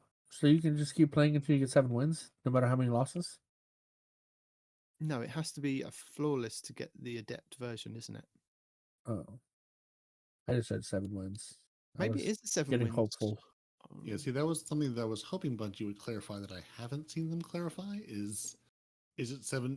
Is this just Trials focusing, or is this the? I mean, they already said you can't focus Adept things from Trials. So, do I need a 7-win Trials ticket to focus anything? No, it's only for the Adept weapons. So for Adept weapons, as far as I'm aware, and what I can recall from listening to like Fallout and Cool Guy and people like that, is that once you've got that Adept weapon, so say they've already gone flawless that week, and they've got that Adept weapon, and they continue to play Trials of Osiris, they don't need a flawless passage card after that. They can just play and get 7 wins on a card, and then use that card to then roll for another Adept, whatever the Adept is for that week. So I think that's how it works. You still need to go flawless to get said Adept, but if you then want to continue to play after that, it's only 7 win trial tickets that you don't have to continuously go flawless each time. Okay, yeah. So your flawless is still your ticket in the door. Then you can get the weapon, yes. Yeah, then you can basically get more of them by winning 7 more games, but those don't have to be in a row flawlessly. Exactly, yeah. So still have to get up through the high door you have to climb your way into, but then after that, then you can come in through the side gate. Oh yeah, of course. And the 10 Adept Nightfall ciphers are pretty good for kind of doing Nightfalls as well. So if you want to Yeah, do the that, Nightfalls are no problem. I totally get all that, but like Yeah. just Right. the legendary shards, man. That You're just gonna have to- everything costs shards. You're gonna have to pay attention to one of those. How do I get shards in this game? And do bounties and destroy things and Oh, earn I've been shards. doing And bounties and I've been dismantling everything, man. I even went back and every weapon that I can craft, like, because sometimes I'll have a crafted weapon and then I'll have like the god roll that I got before I could craft it. Nope, I even went through and anything that I can craft, if I have another version of it, gone. Right? I've been trying to get legendary shards and clean my vault, and it's just I'm still at 593 in my vault with every character full. It's crazy, man. So much stuff. then you need to stop playing dress up. You need to stick with an armor set and look for the season, and just stop playing dress up every 5 seconds, and then you'll be all set. You know what? I think you're right. I think every armor set that I currently have, I'll just mark those armor pieces and delete everything else. Because I've been keeping everything in case a future build that I haven't thought of yet. Like, oh, well, maybe I might need, max discipline for something, right? Or max, I don't know, something that I haven't used yet. So, because in the game right now, freaking, at least for hunters, strength is way more valuable than discipline, you know? So, yeah, I just have a lot of strength and anyway, it doesn't matter. Are there going to be nerfs to well, we haven't got to nerfs or of anything. I was just going to Maybe tell. there's a shake-up of the loophole coming though in season 20. As there always is, go ahead. and I did mention it earlier, but I'll just go over it again now for you. So the kinetic adaptive frame fusion rifle that we've only just got, the Burden of Guilt, will be going away from Trials of Osiris. Oh, And the wow. Arc aggressive Already? frame sidearm Forgiveness will also be going away at the end of this season. So if you haven't got them, you'll have to do the focusing thing. So there you go. But the Trials of Osiris weapons that will be added will be the kinetic aggressive frame shotgun, the Astral Horizon, and the Immortal SMG. And yeah, I don't know whether that's kinetic energy or even heavy. Could be a heavy submachine gun for all I know, but there's nothing in the database for that one. How would The- you, in your mind, have a heavy submachine gun? It just Same reason you have a heavy shotgun. yeah, it just you drag it along the floor. It's just heavy. Just a machine gun that shoots rockets? No, You flat out. You cannot just jump while using it. yeah, you just literally you're pulling it along the floor, but it shoots in all directions. It's like I can't remember the name of that machine. You said was that, the but there name? was a Borderlands gun that the higher damage you had, the more weird directions that would come out, and the bullets would literally come out at 90 degrees from the barrel sometimes, Oh, right? yeah. But it did bounce off surfaces, and when it bounced off a surface, it had a homing quality. So basically, you would shoot the gun at your feet, and it would home in towards the closest target. Now, I could use something like that in the game. I could use that. But So our Iron Banner weapons are leaving in season 19. So this week that's coming up is going to be your last chance to actually earn them in Iron Banner without having to focus them. Will be the Void Vortex frame sword, the Razor's Edge, and the Solar Precision frame hand cannon, the Frontier's Cry. But what is returning in season 20 is the Solar Adaptive frame pulse rifle, Durham's Claw, and the kinetic aggressive frame sniper rifle, Bite of the Fox. I don't Bite of the Fox is remember a the Durham's pretty Claw good at all. one. Yeah.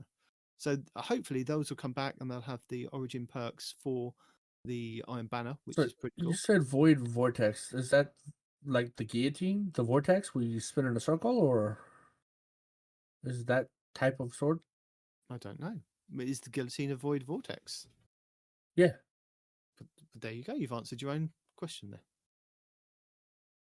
So there are two Void Vortexes, but we don't have an Arc Vortex or a Solar Vortex. Yes. No, Yeah, the for heavy arc attack, one is launch the a heavy projectile, spin isn't it? attack.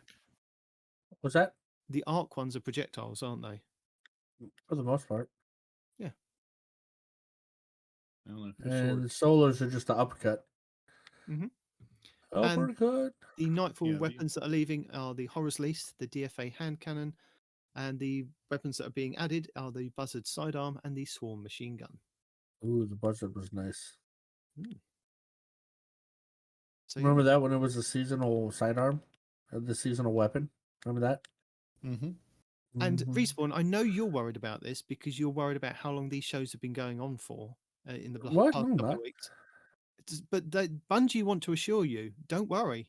There will be many, many more of these standalone blog posts in the future. So keep an eye out if you're looking to learn about what's happening with our journey ahead to find the witness. So there you go. They're just going to sneak Hero these in update. randomly every now and then. Just it's not all going to be in the TWAB. They're going to be these little focuses. It's to make Fallout very happy when he's planning something and they drop a giant, bit of information on a Wednesday before the TWAB. I think it's just to poke him at this point. What's Hero of Ages, guys? You know what that is? A sword. Okay. From what? Days of Eternity. Destiny. Oh, Days of Eternity. No, wait, no, that's not. No, wait, hold on. The one that's half of the freaking Maybe it's in the dungeon. Halo weapon. Dares has had a whole bunch of weapons cycle through it. Yeah, but Dares has only ever had the two swords, the blue one and the purple. Hang on. Oh, Grasp of Avarice. Okay. That's what it said, yeah. Okay, Grasp Dungeon. of Avarice. That's what it's from. There you go. Because I don't remember an Arc Vortex. You're an Arc Vortex. I would like to be. I tell you what, he's not. He's not got this week at Bungie for the 26th of January up on his screen.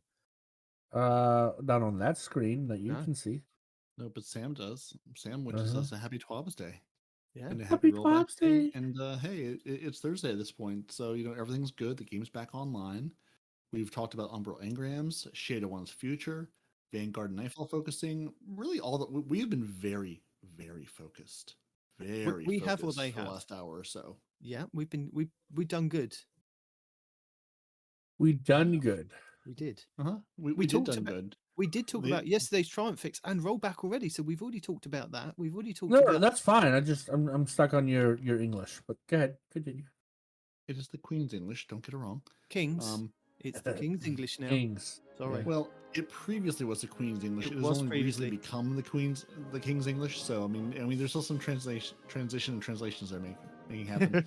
I do Saw some appreciate where translation. Bungie like posted a little Twitter thread about, hey, like what went wrong, and even here they're like, we're gonna get into some details. It's basically like there was a configuration error and we accidentally reran an older state migration and it didn't go great. So we ended up recopying data since before Lightfall into the current configuration, and that didn't go great. So basically that's what happened is, hey, we pushed some data from pre-Lightfall, from pre-Beyond Light into the current game, and that broke a lot of things because anything that came into the game in Beyond Light wasn't there anymore in databases and things. So that's probably why you lost progress, because you couldn't have done the thing because it didn't exist. So good times. And this is the reminder to also follow Destiny 2 team on the socials from, that's where you're going to get your information from versus your individual community managers who you can Is still it where follow we're if you getting love our them. information from now? It is. Oh, and that's where good. the Respawn Report roundups come from largely. Good. Yo, let's get it. Ooh.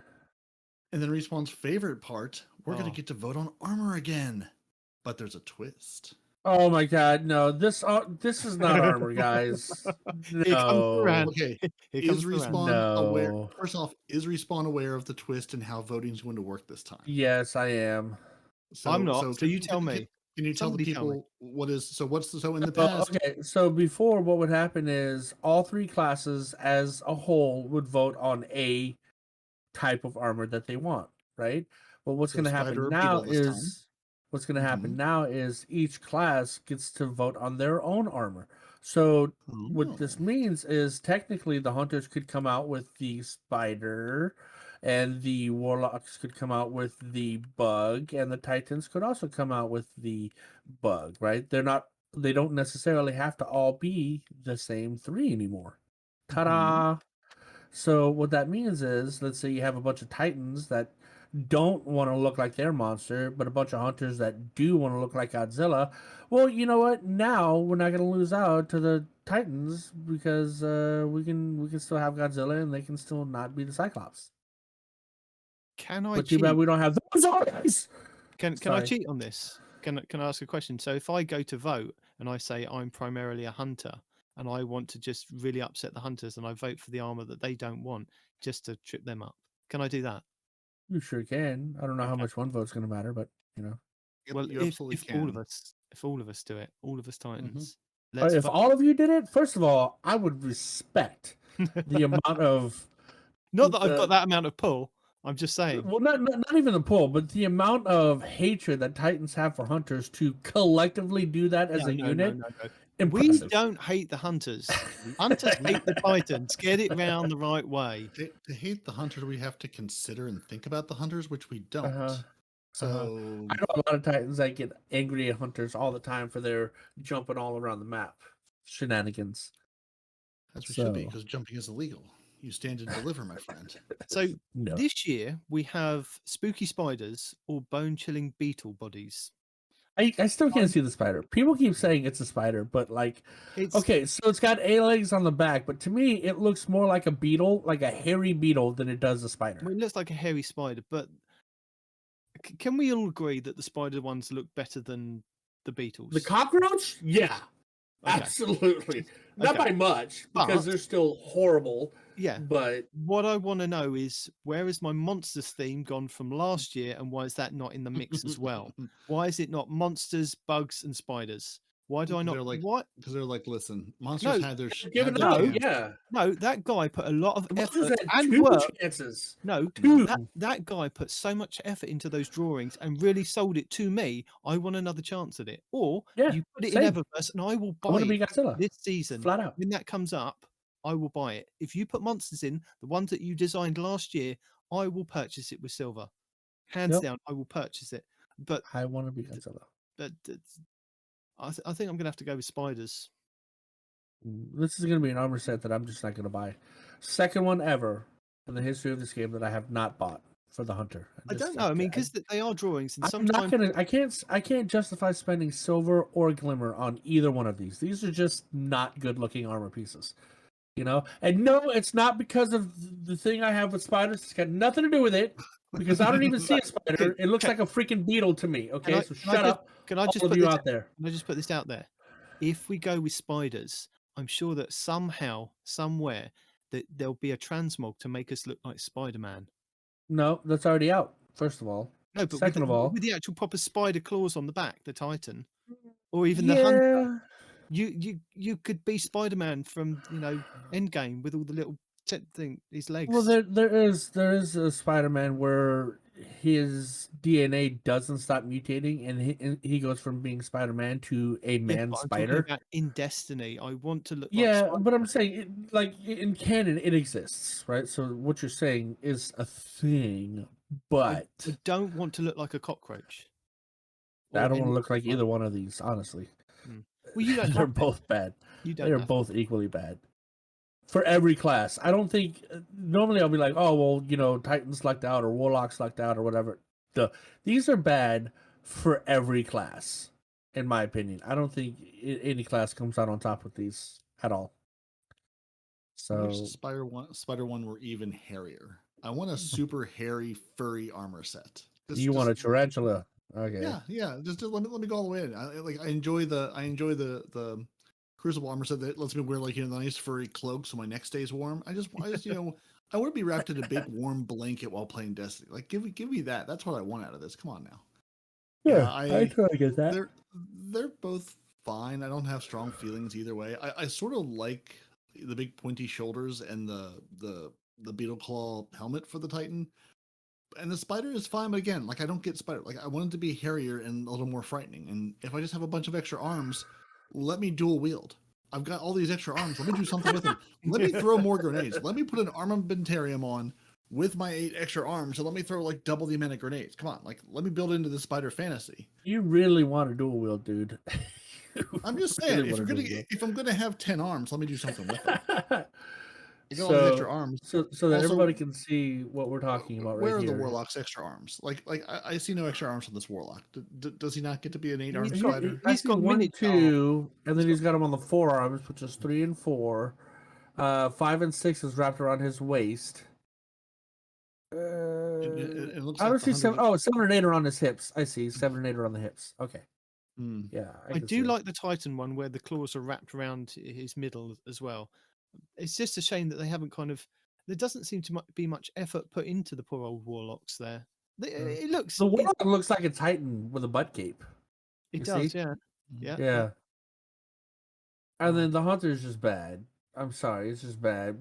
Maybe you might be able to make an argument for the hood and the well, not the hood because the hood's got these weird leg things on the back, but maybe for the helmet, you might be able to make an argument for the helmet. Maybe the gloves, but like, this is not good. And then you go from being a spider, it looks like a beetle, to a literal cockroach. Like I could. Ugh. I've had bad experiences as a kid with cockroaches. I grew up very poor, so these things were all over every place I lived for years. Respawn, you haven't read on. It says, lastly, we have a quick disclaimer. These are draft concepts. Yeah, well, draft cockroach versus draft spider is still draft stupid. Sorry. But they don't plan on changing them, so they reserve the right to do so. Yeah, I do appreciate where we got basically like, you know, 2 sets of drawings versus the last time it was like, here's a beautifully fully rendered set of armor, and then here's a, you know, a rough drawing of the other one. So I'm glad they at least presented them to us in the same, like, these are both drawings, these are both, you know, draft armors. Yep. Here's an idea of how they're going to look versus like, here's one that's done and here's a sketch we put together. Guess which one we'd like you to choose. Credit where it's due. Credit where it's due. Okay, at least with this 2 sets of armor, they actually look like armor and not cloth costumes that you buy at Hollywood at Halloween City, right? These actually look like hard armor. But saying that, we did have the Dragonfly Regalia, which is an armor set that you can I think you can still get that from Eververse, but it was you could just earn it in game. And I do remember getting and it looks very much like the Beetle set.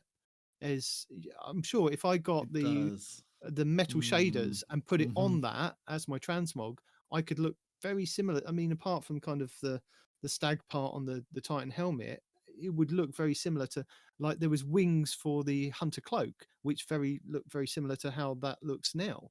Yeah, you're losing me, Bungie. Wings, though, dude. Ugh. You're losing me. It's just so Dragonfly. It was called Dragonfly Regalia. Yeah, but I'm just looking at this. Yep. You know, I'm just saying. Yeah. So this is our Festival of the Lost Armor. So come, you know, October Halloween time frame is when this will be a thing. So yeah, so vote for the one you want, or ignore both of them and say I'm just going to ignore it. Just be prepared as we get towards October and they say ta-da for a respawn round. You know what they could do? Have you guys ever heard of Guyver? MacGyver? No, just Guyver. Yes. Okay. The suit pops out of the back of his neck and he wears it like armor, like an exoskeleton. That Guyver. Yeah. Right? Like, I like that concept, how each one of them kind of looked like an animal. One guy looked like a rhino, another guy looked like a scorpion, you know, things like that, but they were hard armor. Something like that I think would look pretty good in Destiny, right? I think they were trying to go for a Guyver system, but you picked the 2 worst Guyvers out of the bunch. Well, maybe the cockroach can't die. Maybe that's why they picked the cockroach, because it'll survive a nuclear blast. That's why they had to nerf resilience. That's what it was. They had to nerf resilience because they were like, listen, we put a cockroach in the game, it's all over. It's done, yeah. There's no way to kill this character at this point. We're done. That's it. We figured it out. We're on to you, Bungie. But yeah, so they just picked the 2 worst Guyvers. Like, this is bottom of the barrel Guyver stuff. This is the one that nobody else wanted and was the last 2 left in the basket. And then Bungie's like, you know what? Yeah, let's Animorphs. No, not Animorphs. Guyver. You might be too young to remember what Guyver was, but I think it was 2 or 3 movies, and they had a series for a while that lasted, I think, 6 episodes. I don't know, but check it out. Guyver. It's a pretty good watch. At least the first one is.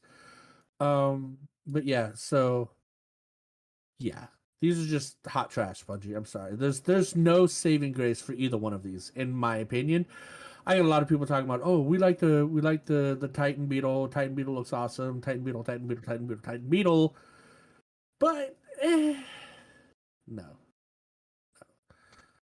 Your shoulders aren't even that big. I mean, look at the Titans are known for their shoulder. You should have had huge, like, these legs should have kind of folded over and became just ginormous shoulders. You know what I mean? You nowhere near as big for a Titan. I don't know. Beetleborgs would have been better. Let me use them. So let me use them. So as everything else, this will come to your email that Bungie sends you. So for example, if you're a Hunter main, you'll receive a Hunter email. We know a lot of you play more than one class, and others haven't been able to receive the emails for one reason or another. If you're in one of these two groups, we also have a solution for you. There will be a separate voting link. You can submit your votes for your secondary class or your primary if you never got the email. And those votes will just go into the big pool of votes. So you can vote for your Titan that you enjoy and vote against Respawn all at one time. So you can basically get up to 2 votes. It sounds like the email you get, and then whatever other link that I assume they'll put in a TWAB later on once we get closer to the time when this voting comes out. And they just reiterate again, draft concepts, we could change them, blah, blah, blah. So sometime between now and October, you can enjoy Respawn getting angry about this all over again, whichever Hunter thing wins. And you can enjoy that rage induced to rant later in life.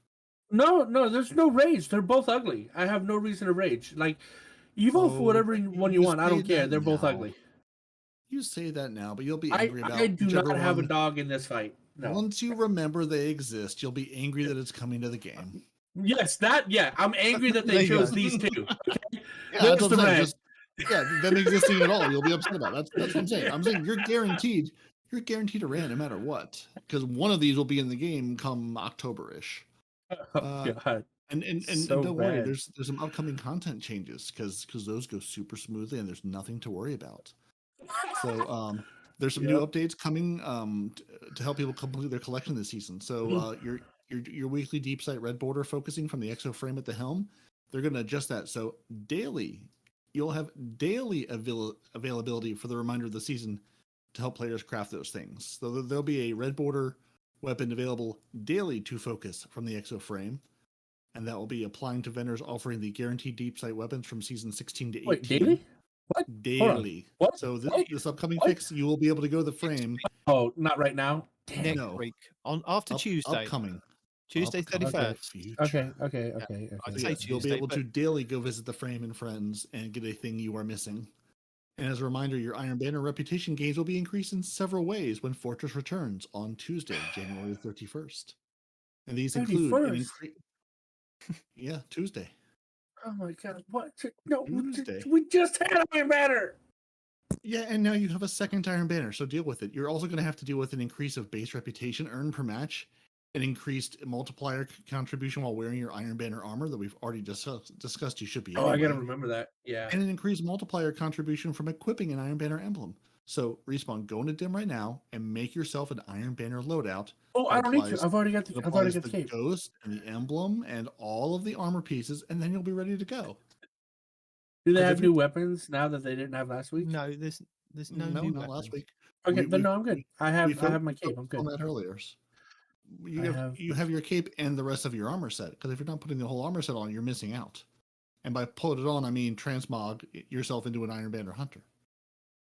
Something I do want to just quickly point out, because I know you were Mhm. quickly talking about it and Respawn kind of like got too excited. It's deep sight weapon focusing from season 16 to 18 that is going to be available daily. Okay, so that's anything in the helm that deep sight was available on. For any of the weapons that you've missed out on from the past couple of seasons. But not the current season. Not the current season that we're in right now, which is season 19. So you're telling me I can't go get my daily weapons from this season, just the last 3. Well, it does say that weapon focusing from the exo frame at the helm will be adjusted to daily availabilities. And this will also apply to vendors offering the guaranteed deep sight weapon focusing from season 16 to 18. So yes, Peroty, all those vendors in the helm, anything that you've missed out from in the last year, from when the Witch Queen went live and the deep sight weapons with the red borders were available for you to go and unlock to then go and craft them, they will all be available daily from whenever they drop this hotfix or update to the game. I'm guessing it's going to be before Iron Banner hits on January 31st, but I could be wrong because sometimes they do it on a Wednesday, which will be the 1st, and sometimes they even push it to the Thursday, which will be the 2nd of February. So what you're telling me is I can go to the helm and I can visit the war table. Yeah. I can visit the Crown of Sorrow. Yeah. I can visit the star chart. Yeah. Or I can visit the exo frame. Oh, and if yeah. I'm missing any or all of those things that I was trying to get last season, or For the I next 4 didn't weeks, have time to my play, friend. So I can go get Yummy. all the materials to craft all the things. I don't have to go craft everything because I might run out of materials at that point. But as long as But you this get the red is a good. borders to unlock them, then when Mhm. you want to go and craft them, you can. Yes. Perfect. That sounds good. So yeah, all the things in the home I can go visit and I can craft all the things in Quick theory. question, Or at Bungie. least wait till the YouTubers tell me what I should be crafting and what I should be doing. Right. Quick question, Bungie. If I just go and sit in the helm, will you auto complete all my triumphs for me as well? Just because I want to be lazy for the rest of the It season. does sound like they're getting to that point, doesn't it? No, I know it's No, helping. they will To be roll honest, your I know triumphs it's helping back, though. people. I know they're helping people that have kind of missed out on the randomness of these red borders, which I am one of these victims that, I have played so much of that Castellum and that part of the Oh, Season of the Haunted, and still I am never. missing out on some of those red bordered weapons. So yeah, I think there's like maybe 2 that I'm missing, and still 1 from the helm, the whatever it is at the front of the helm. The war table? The war table, that's it. Yeah, I think I'm war still turtle? missing the scout rifle from that, yeah. I wouldn't say you've been missing it, Bob. Maybe. And also a reminder, Season of the Seraph ends soon. So Does it? Season of the Seraph and Year 5 end on February 28th, 2023 when Lightfall drops. So now is a great time to remind you to redeem all of the things. Any Bungie rewards that are retiring, any of the seals or emblems you've picked up. It's almost time, Guardians. It's almost time. They're going to start wrapping up some triumphs and seals before the end of the season, so make sure to grab your fire team, at least your ghost, and go get these triumphs. So your Moments of Triumph t-shirt, your Moments of Triumph seal, your patch, your Crisis inverted pin, your Seraph seal collectible medallion pin, or your Wanted seal collectible medallion pin. Those are gone at the end of the season, / the end of the time before Lightfall, and you need to claim them, or they'll be gone forever, and you can never have them again. Then you'll be sad. Oh. And our player Super support sad. report is here to tell us 1 million pets are not enough for Archie, chanting DPS, DPS. So they're back this week, and they've been doing a lot of player support. I have felt very supported this week as they've been running around frantically trying to get servers back online and roll back changes to make sure my dear sweet characters do not disappear into the abyss. But there are a couple of known issues they would like to bring to our attention. The Season of Seraph seal only needs 9 of the 10 available triumphs to acquire the seal. So that's an issue, so you can acquire it without acquiring it. Bungie, if you give me the seal, are you then going to take my seal away if I haven't actually acquired it? I think you should just let me have it at this point. Just let it go. The Let it Abhorrent go. Imperative quest cannot Let be it picked up if a go. player's bounty is full. Players will need to make room in their bounty to pick up the next quest step. Some Season of the Seraph armor may display the message, "Unlock this item in collections to purchase," when viewing the seasonal vendor screen. If you see this message, you will need to earn the armor elsewhere in the game before picking up additional copies from the vendor. Your Revision Zero's Hunter Trace intrinsic perks may not unlock after the "Should you choose to accept it" quests are completed simultaneously. That's fun. Many weapon crafting quests and triumphs are not progressing. Deep Explorer boots are missing from the armor ornament menu. Your shotgun reticle remains on screen while emoting. Emotes now have a reticle. Perfect. Finding Well, I your mean, fire it's so you team- can aim at people, because you know how like when you want to aim at someone to interact with that specific person, it totally makes sense. So yeah, no, good job, Bungo. I want to make sure I sleep on the couch with the appropriate person. Exactly, you've given me a way to aim. Thank you, Bungo. Appreciate that. If you're looking for fire teams on the companion app, it doesn't work for accounts whose main characters have come to us from Stadia Land. And we are aware of an issue causing the next artifact unlock to incorrectly display 01 instead of the expected XP progress. It's a visual only issue, and players will still be able to earn the artifact unlocks by earning XP. So the seasonal artifact is lying to you. Just unlock things. It's going to tell you it can't. Just do it. And if you haven't played the game in a couple of weeks, you may find your seasonal artifact is completely reset. Yep. So if you jump into an activity and going, "I'm going to go murder a champion," and then realize you have no champion mods on, don't worry. You still have all the things you had previously unlocked before. You just have to go to the seasonal artifact and input each and every one of those to Yeah, unlock but them that all was just again. weird, man. Like I logged Yeah. in, me and Micah That- logged in because we were playing something else, and both of our stuff was cleared. I'm like, what did I miss? that happened in not this week's patch, but I think the patch before. There was a change to, again, how the seasonal artifact was. I don't remember the exact bug, but they made a change and didn't tell us anywhere that, hey, it's going to reset everything, but it reset everybody's seasonal artifact. Yeah. So if you're going in and going, why is my weekend clear? Neither weekend nor clearing. Make sure it's actually on your artifact. Neither And you will weakening nor clearing. and you will have to do it for all of your players. So if you play on your hunter and you switch over to your warlock to go finish the raid, you'll also need to look at your warlock's artifact. So it is player specific. Character specific. You'll need to do this for all your characters to actually be able to use the things you have unlocked. Because right now, they may not be unlocked if you haven't played for 2 weeks. And that's the end of our report. Now we have lovely movies and lovely artworks, and tiny little small ones. And Strand is nearly upon us. And Bungie would like us to remember once again, go check out their Destiny 2 Team Twitter account and Destiny 2 Team Reddit, and really all the Destiny 2 Team things, which they've been very active on, telling people about the game. That is your source for news. Because you can still follow Sam and Cosmo and our lovely people, or check in with DMG from time to time, see what he's up to now in his new adventures. But your Destiny 2 news will come from your Destiny 2 Team account on the socials. And then there's a lovely kitty cat enjoying a puddle of sunlight, which is where I'd like to be on a Saturday morning too. And that's You the should end come of our down to TWAB. Florida instead of Virginia. Not in Virginia. Also, So there's you too much sunlight there. I need some sunlight, but I need to be able to turn the sunlight off, and that's where Florida falls over. That's true. There's too much Someone the other sunlight. day said that we get like Too much. Florida gets more sunlight than any other state in America or something like that. Okay, I can't remember the specifics, and I don't want to sound like an idiot, but no, Florida gets a ton of sunlight. Like you don't think about it, but it does. Oh, I think about it a lot. I live in the gloomy England countryside than I would in the depths of the Florida swamp and the heat. No, thank you. Uh-huh. Well, I mean, it's making my solar panels work really well. And now I'm being paid for what I'm giving back to the solar company, so that's good. Mm-hmm. That's how it should Yeah. be. Paying for power is Yeah. silly. Bring it from the sunlight. You know what's also Yeah. silly? A Respawn and Report roundup. Yo, those tend to be silly.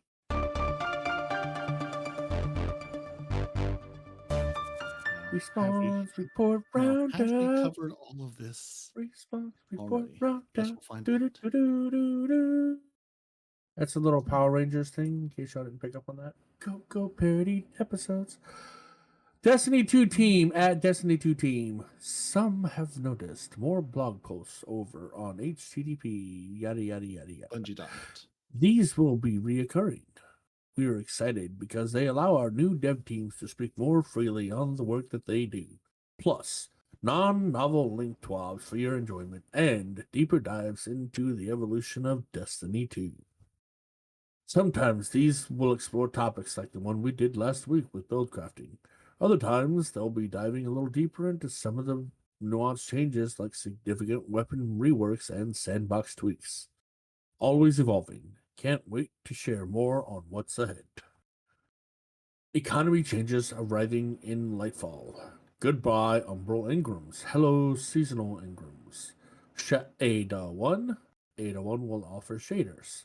Adept Nightfall focusing. Additional legacy gear focusing sources.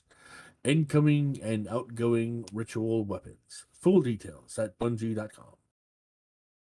Salta Greppo. I now know who that guy is.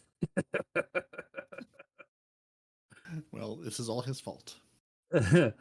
It was me. I nerfed the servers and the seals. The max triumph score was simply not balanced, and the servers being so stable made endgame too easy. Hashtag blame Salt.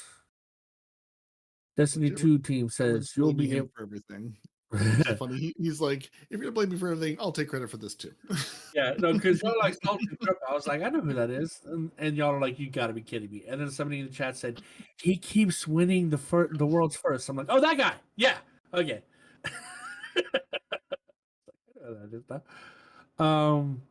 Destiny 2 says you will be able to have up to 10 loadouts per character.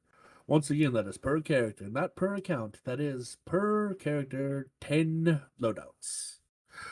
Liana Rupert at Dirty Effing Hippie says, working in live service games is like being on a roller coaster that never stops. And sometimes the track changes completely with no notice. And everything is on fire. That is most of IT. I love this description. I'm stealing this. That's yeah. I know. I saw her tweet that earlier this week when Bungie servers were currently on fire because the track changed, and I felt that really. Dude, for real. Really, Anybody who's in really this IT week, like, feels this on a spiritual level. That is on point right there. I felt that this week. I was like, this is going in. It's not exactly game related, but she's a community manager, so it's sort of game related. No, I'm glad you did. Yeah. That is worth it. That is definitely Destiny related, because everything in Destiny's on fire. Get it? Because Solar 3.0. We're all incandescent. You know who's also incandescent? The warm glow from Zep Orbit, who you cannot threaten with a good time. The Otter Dance Group of T-Rex King, Dedicated Wham 64, Star Fortager, and the Scarlet KM. The grenades raining in on us from basically NaCl, basically Salt, Carver 2782, Golden God 1562, and We Noble, and Zombie Pops. And also, the approval of the Deacon rains down like those grenades on Lord Master Chaos, Dimwee, and PP Pipe. Our lovely patrons over at patreon.com/TTAH. We appreciate them and what they allow to do with this glorious show, and we thank them each and every week because they are wonderful, spectacular human beings. So thank you all. Hello and welcome to This Week in Destiny for the 9th week of Season 19, Season of the Seraph, commencing January 31st, 2023. Starting things off this week with our Legacy rotation, we have the Loot rotation for Dares of Eternity, which will be on Week 1's rotation with the Scatterhorn armor set and the Wild Hunt armor set being available. The weapons available this week will be the Arc Lightweight Frame Bow, Arsenic Bite 4B, the Arc Adaptive Frame Heavy Grenade Launcher, Blast Batu, the Solar Precision Frame Linear Fusion Rifle, Corsair's Wrath, the Void Waveframe Energy Grenade Launcher, Deafening Whisper, the Kinetic Adaptive Frame Hand Cannon, Dire Promise, the Kinetic Precision Frame Sidearm, Enigma's Draw, the Kinetic Lightweight Frame Submachine Gun, Escape Velocity, the Arc Adaptive Frame Pulse Rifle, Giant 7 Rifle, the Kinetic Precision Frame Submachine Gun, Friction Fire, the Void Precision Frame Scout Rifle, Royal Chase, the Kinetic Aggressive Frame Hand Cannon, True Prophecy, and the Solar Adaptive Frame Fusion Rifle, Timeline's Vertex. Ready if you are. Let's see what's out there. On Europa this week, Phylax the Warrior will be the Empire Hunt, the Asterian's Abyss will be the Eclipse Zone, and the Exo Challenge will be Agility. On the Moon, the weekly story mission should be a Mysterious Disturbance. The Trove Guardian is located in Archer's Line, while the Wandering Nightmare is the Nightmare Ajax, Claws of Ziva Arath at the Hellmouth. The Nightmare hunts this week should be Prota, Despair, Fogoth, Fear, and Gaul, Rage. The Dreaming City this week is at a medium curse level, which means Petrevenge can be found in the Devillian Mists, and has the Oracle Engine mission for the next week. The Blind Well features Hive enemies and the Plague Kragar, with the Shattered Ruins being the Ascendant Challenge, located over in the Spine of Keris. In addition, the weekly Throne World reset also refreshes the pinnacle drops for the Wellspring activity, Preservation mission, and the Vox Obscura replayable exotic mission, plus the new exotic mission, Operation Seraph Shield in the Helm. The Witch Queen weekly story mission is The Ghosts, where the modifiers are Fire Pit and Raider Shields, as well as Barrier and Unstoppable Champions. The Kingsfall Raid Challenge this week is the 5th encounter, Oryx, called Hands Off. Players must not kill the same Ogre or Light Eater Knight throughout the encounter. The Vow the Disciple Challenge this week is the 2nd encounter, the Caretaker, called Base Information, where runners cannot pick up more than 1 stack of knowledge on each run. The Deepstone Crypt Challenge this week is the 4th encounter, Tanix, called the Core 4. Guardians must dunk all 4 cores before each DPS phase. The Garden of Salvation Challenge this week is the 2nd encounter, Spire Defense, called A Link to the Chain. This is where all Guardians must receive the Enlighten buff at the same time. The Last Wish Challenge this week is the 5th encounter, Riven, called Strength of Memory, where Guardians must not shoot the same Riven Eye twice.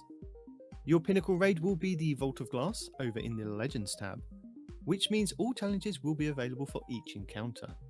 These are the first encounter, Confluxes, called Wait For It, where every yellow bar wyvern must be killed as they sacrifice themselves to the Confluxes. The second encounter, Oracles, called The Only Oracle For You. Players cannot destroy the same oracle more than once. The third encounter, Templar, called Out of Its Way, where you must keep the Templar from teleporting. The fourth encounter, Gatekeeper, called Strangers in Time. Players must defeat the Praetorians and Wyverns at the same time. And the fifth encounter, Atheon, called Ensembler's Refrain. Each player teleported can only destroy one oracle in each spawn set. Also, with the Vault of Glass being the featured raid, this does mean that you can farm the final boss for a chance at the exotic fusion rifle, Vex Mythoclast. And the pinnacle dungeon for this week will be the Grasp of Avarice over on the Cosmodrome. Next up, challenges. So for week 9, the challenges available in the database are as follows. Legend Heist Battlegrounds 2. Complete each Heist Battlegrounds on Legend difficulty, Europa, Moon and Mars. This will award Sephiric Umbral Energy and Challenge XP++. Heavy Loadout. Defeat 100 targets with machine gun final blows. Bonus progress for defeating Guardians. And defeat 35 challenging combatants for Challenge XP+. Pinnacle. Reach power level 1590 by earning Pinnacle rewards for Challenge XP++ and Bright Dust. Armory-wide calibration. Calibrate 200 kinetic, 200 energy, and 200 power weapons. Bonus progress against champions for Challenge XP++ and Bright Dust. Icy Singularity. Defeat 200 targets with Void or Stasis effects. Bonus progress for defeating invading Guardians. This will award Challenge XP++ and Bright Dust. And Cosmic Chill. Defeat 300 combatants with Void or Stasis effects in Vanguard playlists. Challenge XP++ and Bright Dust will be the reward. Speaking of Bright Dust, we have our Eververse for the week of January 31st, 2023. Available this week for Bright Dust, we have the exotic emote, Read the Map, for 3,250 Bright Dust. The Rover Shell Exotic Ghost for 2,850 Bright Dust. The Stasis Entrance Legendary Transmit Effect for 450 Bright Dust. The Growing Guilt Legendary Shader for 300 Bright Dust. The Hit the Bag Exotic Emote for 3,250 Bright Dust. The Coach Dance Legendary Emote for 700 Bright Dust.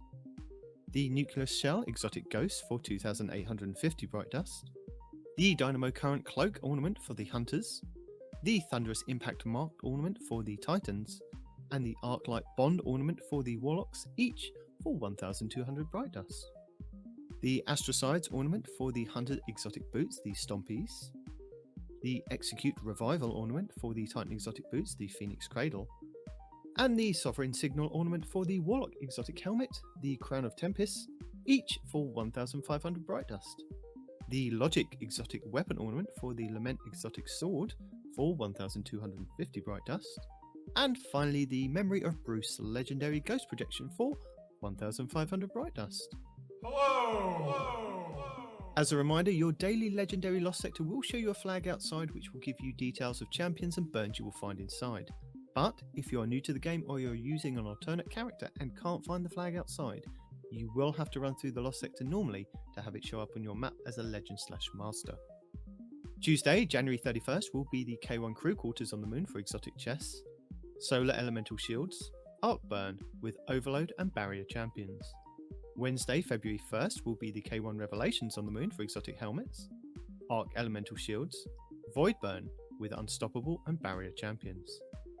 Thursday, February 2nd will be the K1 Communion on the Moon for exotic boots, Solar and Void Elemental Shields with a Solar Burn, Unstoppable and Barrier Champions.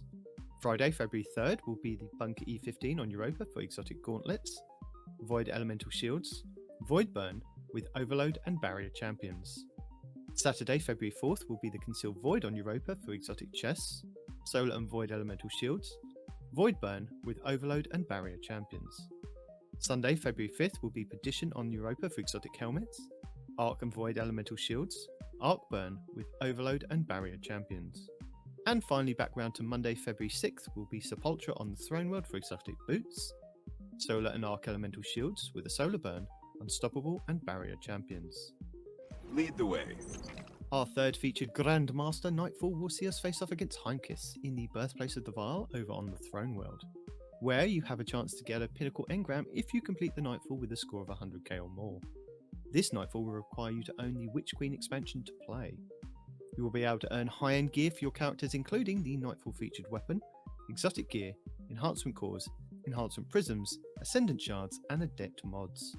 The higher the Nightfall difficulty, the more common the drop will be, with the featured weapon and exotic gear being uncommon at hero difficulty to being common with ascendant shards in Grandmasters. Legend and lower Nightfalls will have 7 Overload champions and 5 Unstoppable, with 2 Solar, 7 Void, and 4 Arc shields. Masters and GMs will have 12 Overload and 8 Unstoppable, with 2 Solar, 7 Void, and 2 Arc shields. Your Adept Nightfall modifiers will be Raiders shields, Scorn Raiders have Void shields.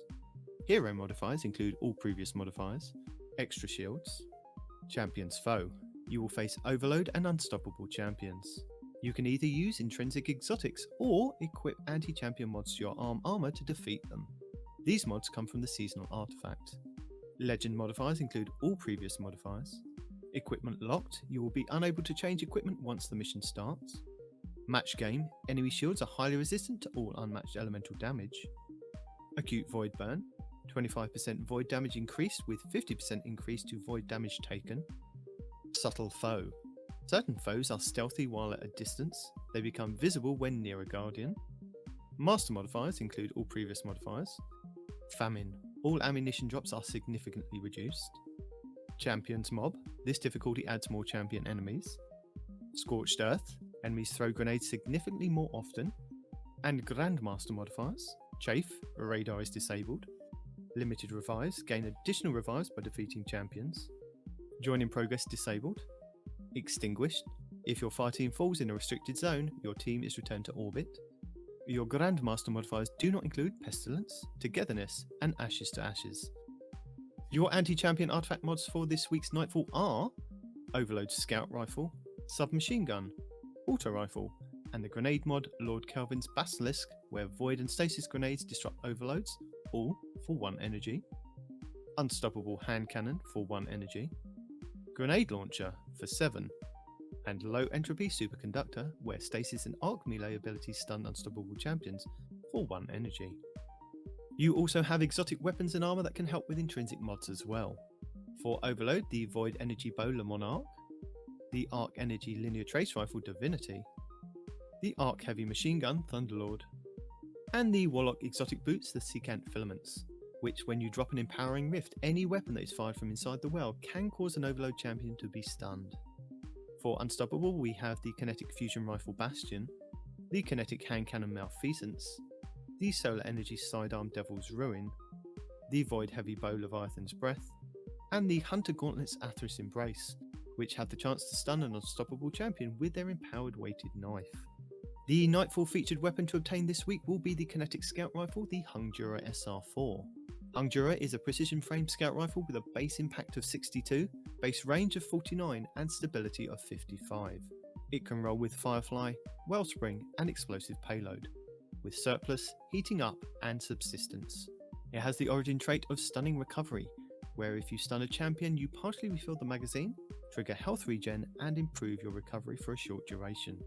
And Vanguard Vindication, where final blows with this weapon grant a small amount of health. Delightful! And Lord Shaxx brings Momentum Control to the featured Crucible players for the 9th week of the season. Momentum Control is a 6v6 PvP mode which is a variation of the regular control mode, where every weapon is significantly higher in lethality, meaning that you can take out your opponent much faster than normal. Respawns are instant, and defeating enemy players in Momentum Control will grant faster regeneration on your melee, grenade, and super. Players get increased damage resistance when they activate a super to help counteract that bit of extra damage that the guns give out. The mode also has increased capture speeds on points, and radar is removed for every player. Achieve victory by capturing zones and defeating opponents.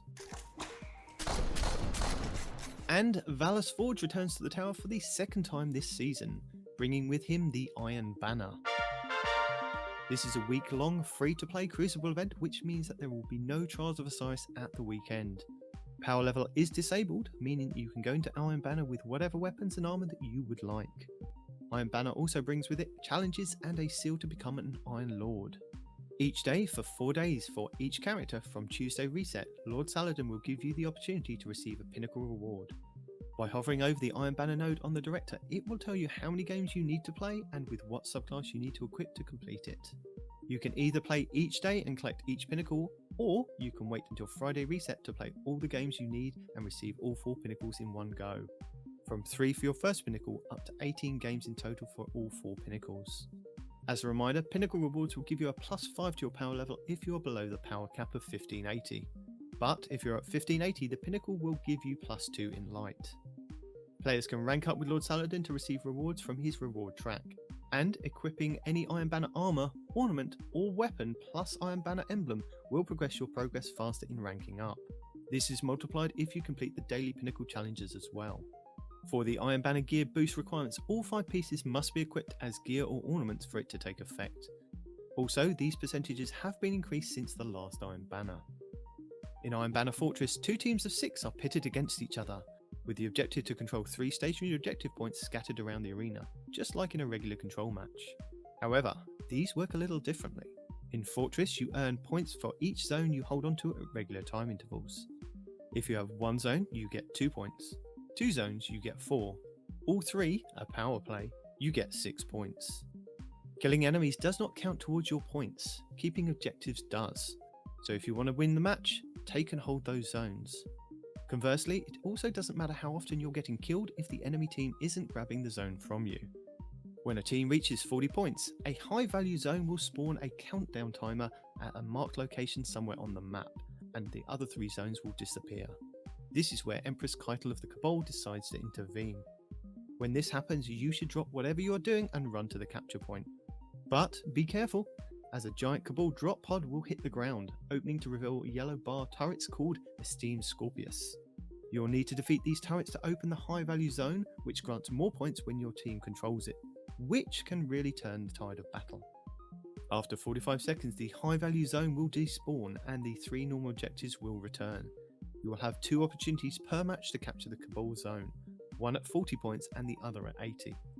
The game will continue until the score reaches its max or you hit a 10-minute time limit. Guardian down.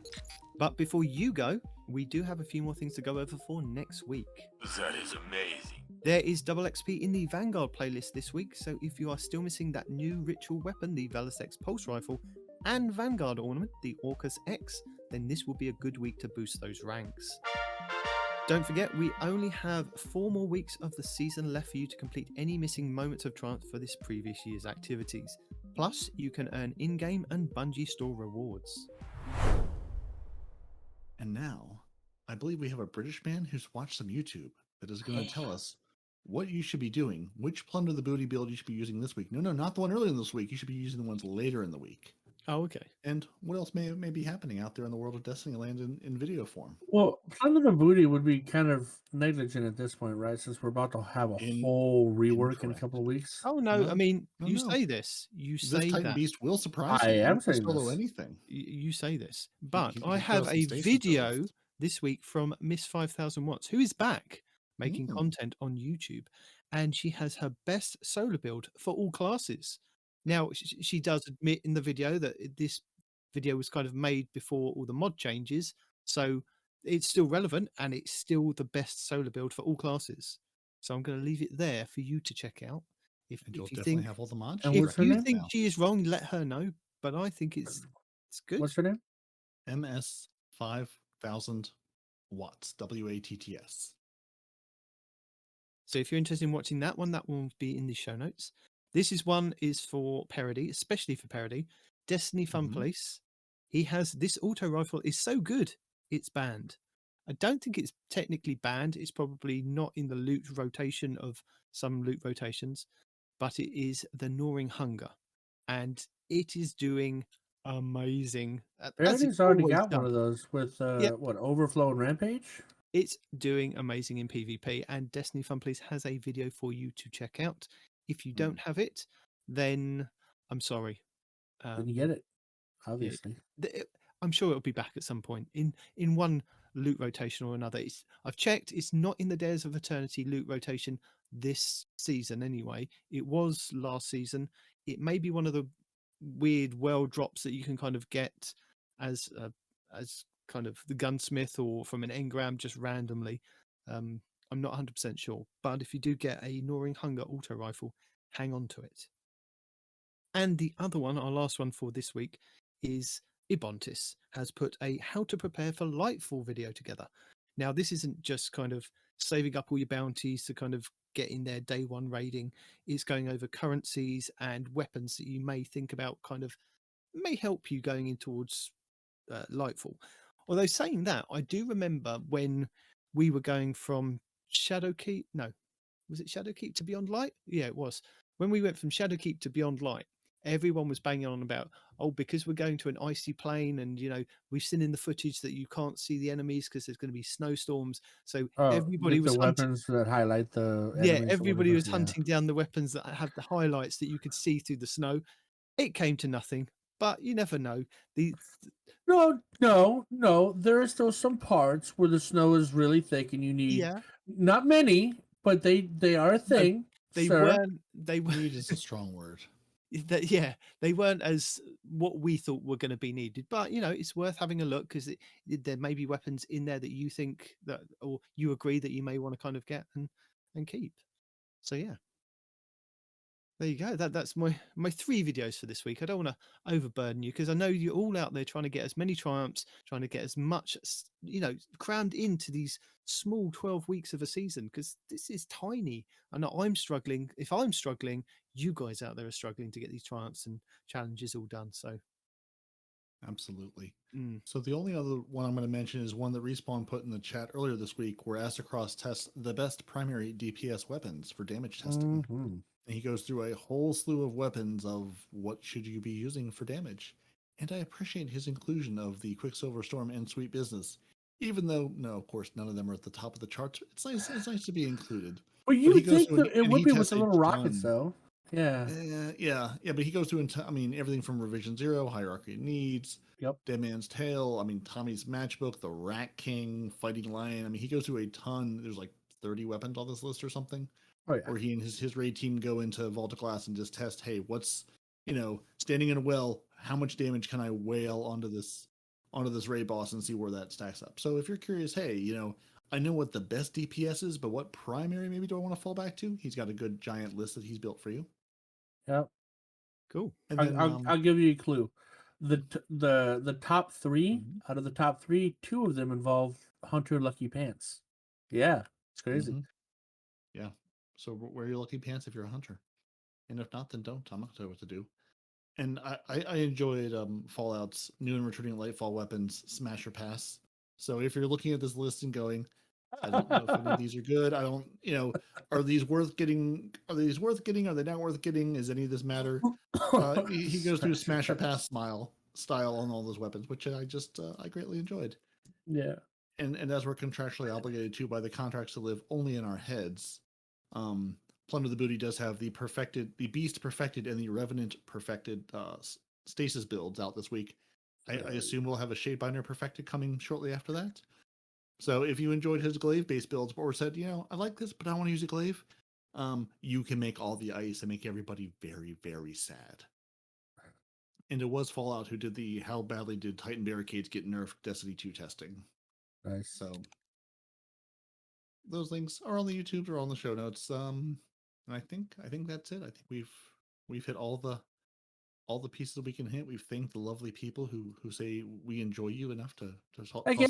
dollars our way. Thank you very much. Thank you for the people that put up with Respawn in the live show every week. We appreciate you. Helping you do the show. Indeed, we do. Yeah. And thank you to everybody that subscribed to our YouTube channel. We are now up to 400 subscribers as I speak. What? I know. They seem to like us for some reason. They seem to like you. You're the only one on it. No, you're on there as well each week. It's those silky British, that silky British voice. I told you, it's his voice and my looks. They can't get enough of it. That is true. That is true. Yeah, that's crazy. 400. Jeez, Jiminy Christmas. Yo, can some of y'all come over to my Twitch? Good Lord, man. Help a Maybe brother out. You should go to twitch.tv/NoOneRespawns in real life, and then you should log in as Respawn, and then you should put a schedule on that page so people know when you're going to stream. And then if they go and they hit that button, they can be like, all right, when do I do need have a to schedule. know? I absolutely have a schedule, sir. Thank you. So if I go there right now, I will see what days you stream. Yep. And what It times? shows my Wednesday. Yep, shows my Wednesday Mhm. streams and shows my Saturday streams. Although we're not always on a Saturday, so there's that. Saturday But streams no, are it chaos. absolutely has my schedule. Yes, sir. So, Uh-huh. so I see about No One Responds in Real Life. You have 188 followers. You are the Hunter Master Race, Do I have and 180? Wow. and that's all I see. There's Really? nothing. There's No, look at the nothing else. schedule. I absolutely have a schedule. I will show you. Does my ad blocker also block your schedule? Probably. I don't know. Let's check it Yeah, out. Let's see. maybe. But yeah, and I I mean, will be streaming this Thursday around. I'm going to aim for about 10 o'clock Greenwich Mean Time, but hopefully, definitely by 11 on Thursday. I think it's the whatever day. I can't remember whatever day it is this week, but it'll be Thursday this week. All right. Hold on. Yeah, so I think this is where I say thank you for joining us. Your Titans are Peroty and Nitedemon. Your Hunters, No One Responds in Real Life. Lore Scribe is probably on vacation right there. He's not here and he's not ARF. You can email the show at twotitansandahunter@hotmail.com, and please do let us know. We're on YouTube, Twitter, Instagram, Facebook. Let us know, what is our streamer alter ego? I know Nitedemon and Respawn are actual streamers, but what is their streamer alter ego? Is Nitedemon actually Houndish? Is Respawn Rick Cacus? And who am I? Who are we as our alter egos? Let us know, because I'm very curious. I would like to have, like a superhero identity. I want a Destiny 2 streamer identity. Or YouTuber, doesn't matter, it doesn't have to be a streamer. But you should find our show everywhere you get your podcasts. We're there, lurking, just one little search away. Two Titans and a Hunter. Follow us on YouTube every week for new episodes, weekly update videos, and live streams. They all live there. twotitansandahunter.com will tell you how to get the show, how to find us, and we appreciate you. We appreciate all of our lovely Patreons over at patreon.com/TTAH. If you're not looking for quite that level of relationship, we can also sit down and have a coffee at coffee.com, ko-fi.com/twotitansandahunter. And if you want the thrill of live action, spicy language, head over to twitch.tv/NoOneResponds in Real Life. Or if you'd like to keep it family friendly, like a proper British gentleman would, head over to twitch.tv/twotitansandahunter, where you can find all the lovely streams from all the lovely people. And join us each and every week wherever you get this lovely show. And we'll be back next week with whatever Destiny has told us this week about what the game's changed, if the game's up and running, and what's different now. So leave the people with your lovely parting thoughts, and we'll see you all next week. Alonzi. I'm Alonzi. Let's go. Where are we going? Schedule. There it is. Respawn, it's not Cacus. Cacus will still be in the intro 2.5 hours later. That's true. Two Titans and a Hunter, a Destiny 2 podcast.